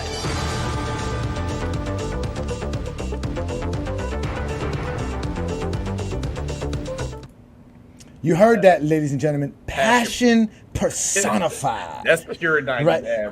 Pure. Listen, that's drama. That's storyline. That's narrative based. That's what Zesty Jeffrey's love. That's what they were raised off of. Now imagine being the 10-year-old child sitting here watching this in 1994. Right? Being a 6-year-old child watching this in 1994. Or even being 13 years old like I was watching this in 1994. Who am I to argue passionate personified? Johnny, how old was you in 1994? 13. Damn. Exactly. Let's go. So let's continue now, because now they're going to start talking about the players. Remember, y'all talking about stars, right? Remember, Michael Jordan's gone. Magic is gone. Bird is gone. Who are going to be the stars? Patrick Ewing, Hakeem Olajuwon. They're the ones in the finals. Like you said, Jason Tatum. Why are we not talking about Jason Tatum like they're talking about Patrick Ewing and Hakeem Olajuwon? High draft pick, major failures, just like Jason Tatum was before last year. Let's watch how they talk about these guys. Through good times and bad, Patrick Ewing has been the man in New York. For 9 years, his ability and desire have never diminished. All-star, dream teamer, but still, one precious credential is missing, and he has learned these opportunities are rare. Hakeem Olajuwon's play this year has exhausted all superlatives. Still, the league's MVP knows his individual success was a direct result of team unity. A unity they must depend on to defeat a Ewing-led team, something Hakeem was unable to do once before. 10 years ago, Ewing and Olajuwon met in the NCAA championship game. Hakeem outscored Patrick 15-10 that night. But when the final score was tallied, Ewing and Georgetown had fulfilled their dream. A decade later, the circumstances are different, but each is again on the verge of a championship. The question, whose team will have the skill and not incidentally the heart to ascend to the vacant NBA throne? It begins tonight with this trophy and all it represents at stake. So as you can see, Patrick Ewing played 9 years. This guy played 10 years in the league, Hakeem Olajuwon, and stood and didn't reach the pinnacle of winning a championship. Like Lamont said, they were allowed to grow into that. No one was calling them chokers. You hear it. This is passion personified. Like he said, his desire and will didn't stop for 9 years. We can't even give Jason Tatum his props. He won in his 7th NBA season? And he's been to the finals already before. You see what I'm trying to say? So, like, that's the difference. The difference is that we got Kendrick Perkins, Stephen A. Smith, Kenny Smith, Charles Barkley talking the game of basketball, and they're the ones who telling us the game is soft. The game is not what it was. When they're lying, when we go back and look at the footage, and I'm watching Kenny Smith only play 700 games. Kenny Smith, you have no durability, no longevity, no nothing. Shut the fuck up. Like, just tell us how the game is supposed to be played and keep it moving. And I'm starting to think those guys are no longer eligible to tell us how the game is played because they can't appreciate today's NBA. They don't understand why somebody's taking a 35-foot jumper. They don't understand that shit. That shit blows their mind. They don't understand why somebody would rather take a 25-foot three-pointer open than try to take on a contested player 3 feet at the rim. They don't understand that. They can't talk the game of basketball, so they got to make it seem like it's bad because now it makes them sound smart. Mm-hmm. And then they're just not smart. They don't know the game, bro. They watch Mike and Kobe for too long, and they think that's good basketball. That's just horrible basketball. What we're seeing right now is team basketball, and we're seeing great basketball again. That's why that's why the parity is up. That's why the NBA can expand, and we'll be fine. No problems. But let's let a crazy come in because I'm my crazies in the building. Number 38 got a lot to say. What you got for me, bro? Are you eating? You snacking? You need to snack because I done gave you a whole meal tonight. Fed y'all well with good information. You gotta unmute yourself, bro. Now I muted him. Go ahead because he was talking crazy. I just got here, fam. I don't even know what y'all fucking talking about. I just got here, fam. You was ready to go crazy on me. You ain't even listen. I was ready to go crazy on you because you was born as fuck. You born as hell. You born as hell, fam. They didn't see you, Otis. They did not come to see you, Otis. They came to see the voices. They didn't come to see your ass. That's for a fact. Nobody came to see your ass either. Ajani, you the one send me the message to come, fam. I didn't know. You're always welcome. You're always welcome. You're always welcome. You're always welcome. You ain't never sent me no personal invitation, though, fam. Fam, you the one who's dialing my phone number from Discord. What is wrong with you? He dialed your number from Discord? Oh, yeah. You called somebody from Discord? Yeah, he called me on Discord. The man called me from Discord. Talk to a motherfucker. Why are you calling me from Discord, nigga? What's wrong with you? Yeah. But I'm not gonna text you like you my woman. We gonna talk. No, this is what you do. This is what you do. This is what you do. You sign up for a GOAT James Kingdom membership, $4.99 a month. Your disability pays for that. So go ahead and sign up for $4.99 per month, right? Your disability check for your. Does that mean it come without the damn echo? Does it come without the fucking echo if I pay the $4.99? What the echo go away? The reason you got an Echo is because you're using a Lenovo laptop. You need to upgrade to like an Apple laptop or something, bro. It's not my fault. You got a fucked up laptop. What the hell's wrong with you? No, this motherfucker. He was trying to FaceTime me left over. He called. This man called. Listen, I still got it on my phone. I was watching the basketball game, And I'm like, yo, and I see Am I Crazy calling you on Discord. I'm like, first of all, why is Discord letting motherfuckers call me? I took that app on my phone. That shit was happening to me. I just take that shit out. Hey, just look at that don't make no sense. I disappeared for a while. That's part of the reason why I was just like, yeah. But that's fine, because I'm the exposure. I'm the one. I'm in the matrix, bro. Listen, y'all do not want this smoke with me, man. And listen, Am I Crazy? You have been giving us content for days, bro. You are something serious, bro. This the weird, this the crazy guy, right? This the Mr. X-Files himself. This is Fox Mulder himself. The picture, the toupee on in the picture. I think. Look, he right now trying to call me on Discord. Look at him. Hey, you got to get the King's Guardian membership to get FaceTime accessibility. So you got. Why do you got Christmas tree lights on your sofa? This is yo. This dude is. Hey, why your hat like that? Cause she's coming over. Somebody's coming over. Who's coming over? You feel me? I gotta make my one, which is your mama, happy. You know what I'm saying? Oh, you got the Diddy oil. You got the Diddy oil for her. You got the Diddy oil for her. You got the Diddy. It's gonna be a 3P like Jordan. You gonna have it? You got the Diddy oil for her, like LeBron. You got the Dingus oil. You got the Diddy oil? No. I gotta borrow the Diddy oil from fucking LeBron. Slash the dick suck. Slash the don't know shit. Slash the whole run. Slash out of here. You don't know shit. Well, look, Frank said I didn't let him speak, so now Frank, you're more than welcome. Go ahead, brother. Mike is yours. I'm not going to disturb you. I'm not going to disturb you. I'm not even going to let you get to me because, again, you're here to learn. It's tripping. It's crazy. Like I said, I debate my equals. All others I teach. All right, I don't know why I got the whole panel again, but Green Hat, I don't even know him. And he's coming on here talking crazy. Like I'm like, because you weak as shit, man. You don't gotta know me to know you're a punk. I don't know you to know you're a punk. I can see a bitch from a mile away, folks. I can see a bitch from a mile away. Damn. You might get ass like my fucking. Who knows, man? Hey, okay. Wait, before because I gotta go. I want Crazy to tell me. Look. Tell me 5 reasons. I have to know you to know you. Tell me, hey, Crazy. Tell me 5 reasons why LeBron had to go. Tell me 5 reasons why LeBron had to go, Crazy. No, hey, am I crazy? Put your sandwich down. Put your sandwich down. He's proud of him, yo. Put your sandwich down. Listen, Frank, you got church from Frank. This is great content at its best right here. This is how content creators earn money. We find people like Am I Crazy 38, and we let him get a mic. Crazy. He's super. And dude, why are you wearing a Yoshi shirt too? You got on a Yoshi shirt. Who's the best for content, Willie or Am I Crazy right now? Crazy for sure. Nah, listen. I wanted to combinate. He's crazy. He thinks crazy. I'll smack. Yo. No, Ajani, you bogus, bro. Why you ain't clip that when he said Jordan was the best, bro? You supposed to clip that, bro. Listen. I thought getting Wally and Willie together would be epic, but now I'm thinking we need to add Am I Crazy to that and make it a trio. No fucking you gotta do that. Oh, hey, leftover takes. You probably right. Bitches do love Yoshi, and he does got a chick on the way. So he got the Christmas lights working. He got the Yoshi shirt. Wait.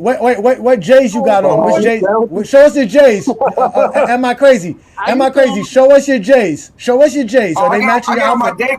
I got on my Desert Storms. They got my military dude. I got on my Desert Storms. How you doing? What you mean? You wearing combat boots? You know what Desert Storms are? You wearing combat boots? Put them on the screen, big dog. I'm military dumbass, remember? Wait, hold on. You showing combat boots? You got combat boots? Let me see them. No, put them up. There you go. Holy shit. This nigga. This man. You got blood on this. Hey, Crazy. Who is your goat? I know that. Hey, Crazy. Hold on. Who is your goat? Wait, why your fingers red, dog? Why your fingers red? He gonna do it. He gonna do it. Oh, wait. He gonna start something. Oh man! You want to see these? You want to see those? Oh wait, hold on. Where the Jays? We want to see the Jays. You're supposed to be a Jordan fan. Where are the Jays? What a Jordans fan? What a Jordans at, man? This and he's hearing. This is how he hears me talking. Where are the J's, sir? Show us the J's. Show us the Michael Jordans. What about these motherfuckers right here with all the shit on the bottom, bitch ass? I got shoes, ho. I got shoes, ho. What the fuck are you talking about? Where your bitch? Stop doing crap, man. Man, where you get them at? Where you get them at? I need those. You got them from the flea market? Yo, listen. I was joking. I was joking. You got a condom on your head, bitch ass. I was joking when I said this man had disability enough to pay $4.99 to become a GOAT James Kingdom member, but now I know for a fact this man has disability. So am I crazy? Please do us a favor. Go to the GOAT James Kingdom platform, right? Go on your laptop, right? And when you get the GOAT James Kingdom, they're gonna ask you to join the membership, and you're gonna click join. And you're going to put in your credit card information and you're going to go ahead and support us, right? It's only $4.99, brother. At $4.99, you'll become one of the Knights of GJK. And when you become a Knights of GJK, you'll have access to GOAT James Kingdom content, material. You'll get special show shout out, membership, all kind of stuff. You're going to get extra perks than what you automatically get now, brother. If you want to help us more, you can become a Castle Knights of GJK. We'll send you a GOAT James Kingdom t-shirt. I got green ones too. You can wear a green one. I got a green one. You can wear a green one. Shit. No, which one you want me to use? There's a lot of these motherfuckers. Which credit card you want me to use, sir? Whichever one that can accept $4.99 per month. That's all it costs to become a GOAT James Kingdom member. Now you go ahead and do that, brother. Like I said, bro, we got nothing but love and support for what you do. You help us with our content. Yeah, get your headphones on so you don't hear me echoing no more. All right, but do us a favor, brother. Listen, anybody who wants to become a member of the channel, as you can see, Ishmael's a member of the channel. We had other members show up like Hollywood Herm. Just go ahead and support what we do in GOAT James Kingdom. As you can see, we do our job. Go ahead, SB. No, he needs because he want the FaceTime ability, so he got to become the King's Guard. He got to pay the high because he want to be able to FaceTime you and see your face at any time. Okay, so he got to be a part of the King's Guard. Okay, so you heard that. He want to FaceTime you because he want to FaceTime you type shit. Yeah, and you can call me on Discord whenever you want. If you get on King's, if you become the King's Guard membership, I tell you that much. Am I crazy? But look, we're gonna get up out of here. I'm gonna let Am I Crazy get the last word because he definitely got a lot to say. So let's start with you, Mingo Jester. What's your last word, brother? Thank you for joining us again, and I do appreciate you saying how the 2000s was great because that was the era where I actually was cognizant of basketball enough to know what I was watching. I couldn't say that for the 90s because I was a teenager. But go ahead and give us your last take, brother. Thank you for joining us. As you know, Mingo Jester is the Kobe aficionado. He is the #1 Kobe fan for me that comes on GOAT James Kingdom. Go ahead, brother. Man, y'all crazy. I'm talking to this. What his name is? Am I crazy? Am I crazy? 38. We call him 38 from here on out. That boy 38. Y'all wow, man. I ain't really got much to say, but y'all wow, man. Man, first off, shout out to SB, man. Y'all make sure to follow SB Talk Sports. He like he said, he does real takes over fake debates. He has a show every Friday, actually right before our show. He does it on 7 p.m. and he goes for about 2 hours where he talks about all kinds of sports. Football is his thing, so he always talks football, but he does talk basketball and he talks other sports. So make sure y'all check out again. It's SB Talk Sports. Y'all have fun with that channel. He does it well. Ishmael, any last words before we get up out of here, brother? Yeah, I just want to say I don't know what these people are talking about. Basketball, the NBA is great in terms of its product. In terms of the players, if you like basketball and like competition, or you like to see guys be very competitive on the court, then today is really good. Like when I went to the game, man, I had a blast. That was some of the best. That was the most fun I had seeing a professional basketball game. I mean, LeBron's a beast, bro. I ain't never seen a player like that. Watching it in real time, in real life, is a different aspect. It's just a completely different feeling than watching it on TV. And so that's all I got to say, man. I enjoyed myself. All right, thank you so much, Ishmael. As usual, you know how to reach me, brother. You need any help as a member, you can reach out to me on Discord. Just don't call me like 38 did. All right. Either way, man, have a good day, brother. Enjoy. Happy holidays, and we'll see you Sunday, brother. I appreciate you, bro. Thank you so much, man. So let's get Am I Crazy in the building, man. Shout out to Am I Crazy.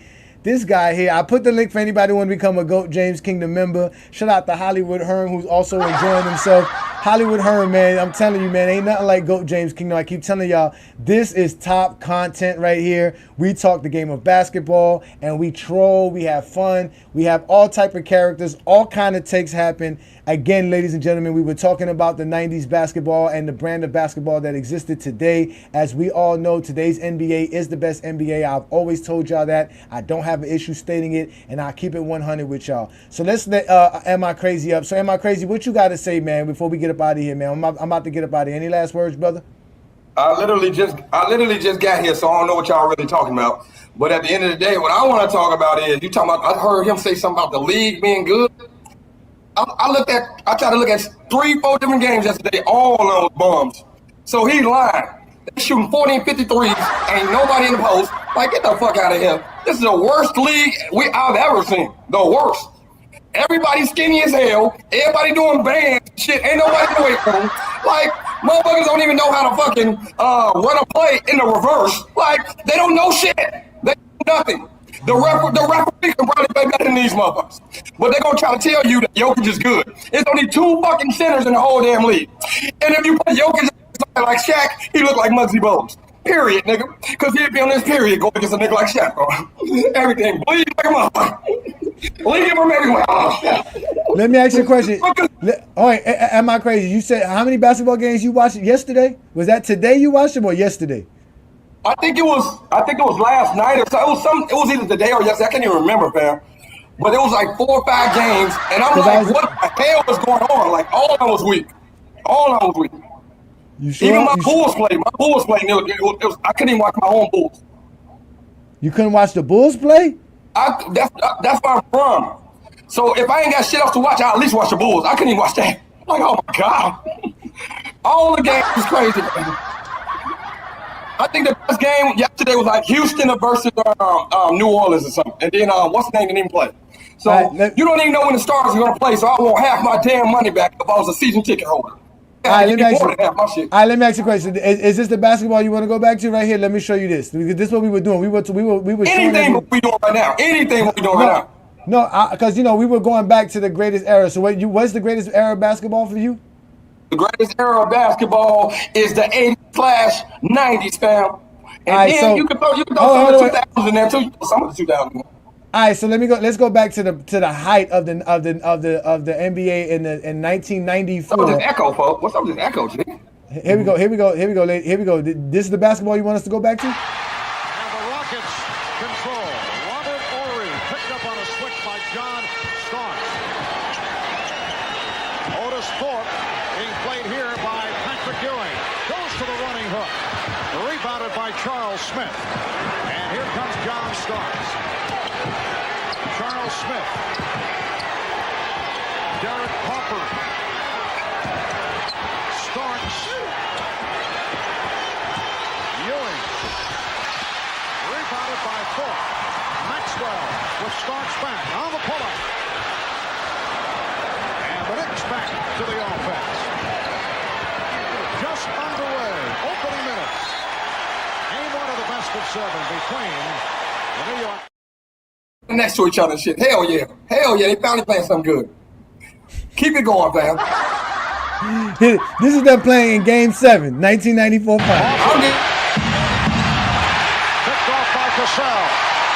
And it all started with the good pressure of Cassell, and he also read the play and forced Harper into an uncomfortable position and a bad turnover. Starks playing with 4 fouls. Elijah Wan over Mason. And foul. So Akeem will go to the line. What the hell happened to him? Hell yeah, keep playing that, man. That little half a game was better than everything I've seen the other day, man. Everybody at the 3-point line, all of them huddled together and diddy all and shit. Chilling and shit. Cassell has had another strong game here. He has 11 points. And the Rockets have matched their biggest lead of the night. They're up by 7. A minute 20 gone by on the 4th. Cassell all over Harper. Ewing played by Elijah Wan. Off the fake, Patrick Ewing has turned it around in the second half. He now has 16 points in all. Rockets 69. And the Knicks 64.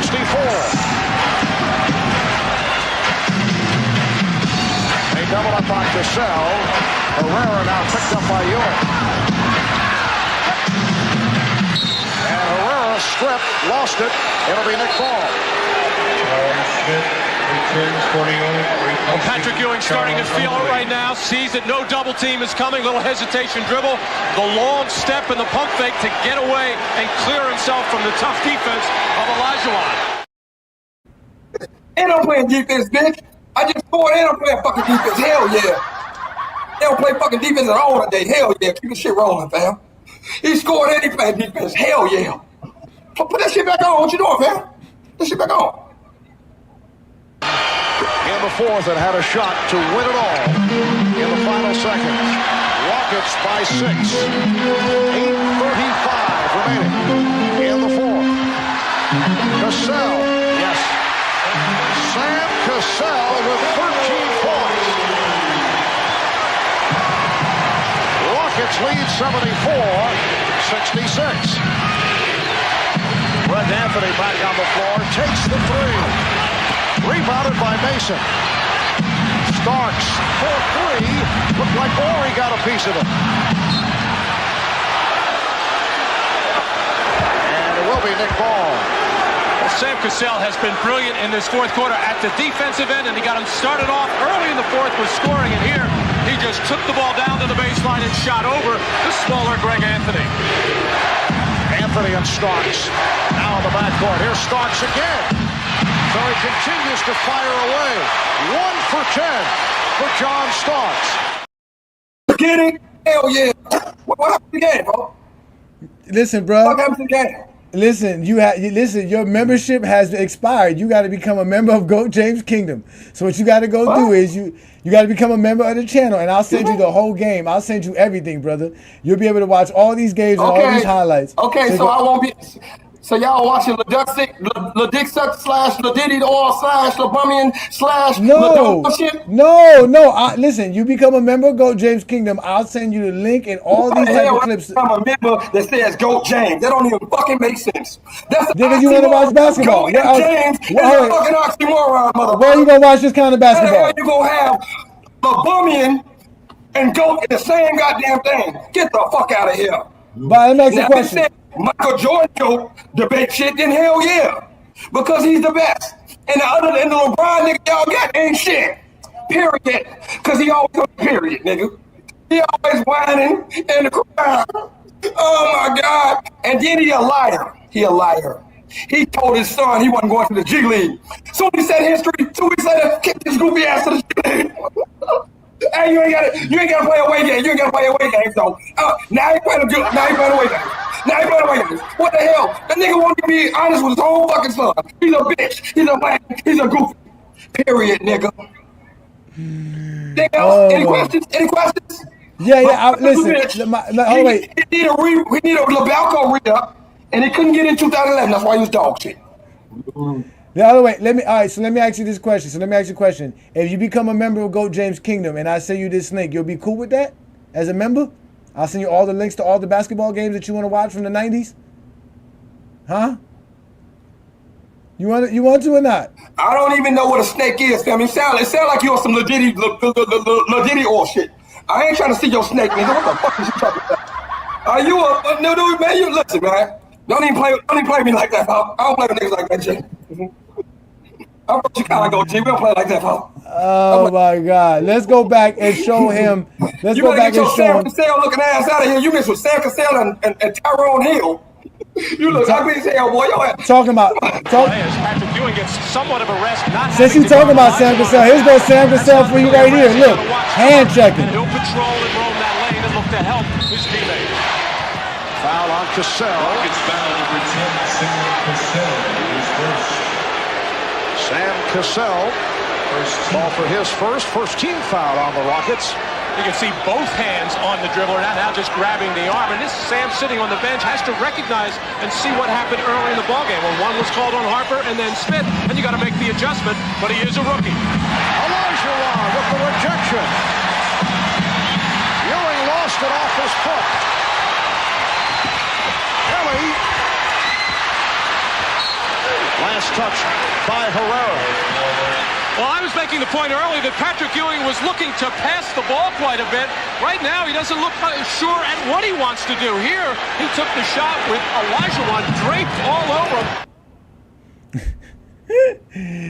38, man. Listen, man. Catch us this Sunday, ladies and gentlemen. Listen, y'all. You can catch us this Sunday, Am I Crazy? We can have a conversation on that. Come catch us Sunday afternoon where Brandon and I go live every Sunday noon where we do the Lord's work. Like I told you, the basketball gods are in our favor. We are the best at what we do. This is the best place to talk the game of basketball if you're a basketball fan. And yes, a basketball fan, an NBA fan. There's nothing about the NBA that you cannot appreciate unless you're a casual or unless you're a Zesty Jeffrey, because we know you guys never watch the game of basketball at all as a Zesty Jeffrey. We know this. You guys were never watching the games. You don't watch it today. You didn't watch it then. Because if you would have watched it, you would have seen all the stuff that I provided you today about the NBA game. So at the end of the day, you show up on a Sunday afternoon, you will definitely be exposed by what we do on a Sunday afternoon. We go live every Sunday noon Eastern time right here on the GOAT James Kingdom platform. But tonight's show was the Friday Night Exposure with the Exposer, where I go live every Friday night and I go ahead and expose people for not knowing how to talk the game of basketball. That's all I do because, again, I'm the Exposer. There is no one like me. I am him. I'm the one. I have officially destroyed the Matrix. Zesty Jeffries don't like it because I have destroyed the Matrix. But they can't do nothing about what we do here in GOAT James Kingdom because, again, ladies and gentlemen, this is what I do for free. I do this for fun. This is what I do. All I do is throw L's at everybody because they can't talk the game of basketball. And they're never going to be able to be like me because they don't take their time to do the research and to take their time to actually watch the game. And then they're not trying to find anything great about the game. You know why I can find greatness about the game? Because I care about the game of basketball. And if you're a basketball fan, you'll become a member of the GOAT James Kingdom platform. You'll also become a subscriber of our channel. You'll hit that like button. You'll hit that notification ring bell to let you know that when we're going live and what we're doing every day. So ladies and gentlemen, I want to thank you guys for joining me again for another great Friday Night Exposure with the Exposer. Y'all enjoy the rest of your Friday evening. Happy holidays. We'll see y'all Sunday. Peace and blessings. If you're a basketball fan and you're tired of basketball shows that talk about fake narratives and using non-basketball terms like killer instinct, playoff translation, gravity, come to GOAT James Kingdom.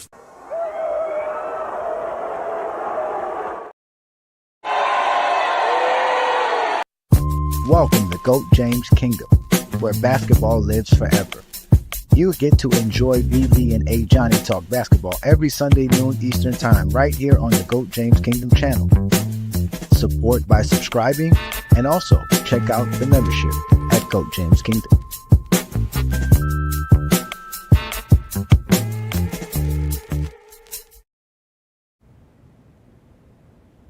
You have now been exposed by the Exposer.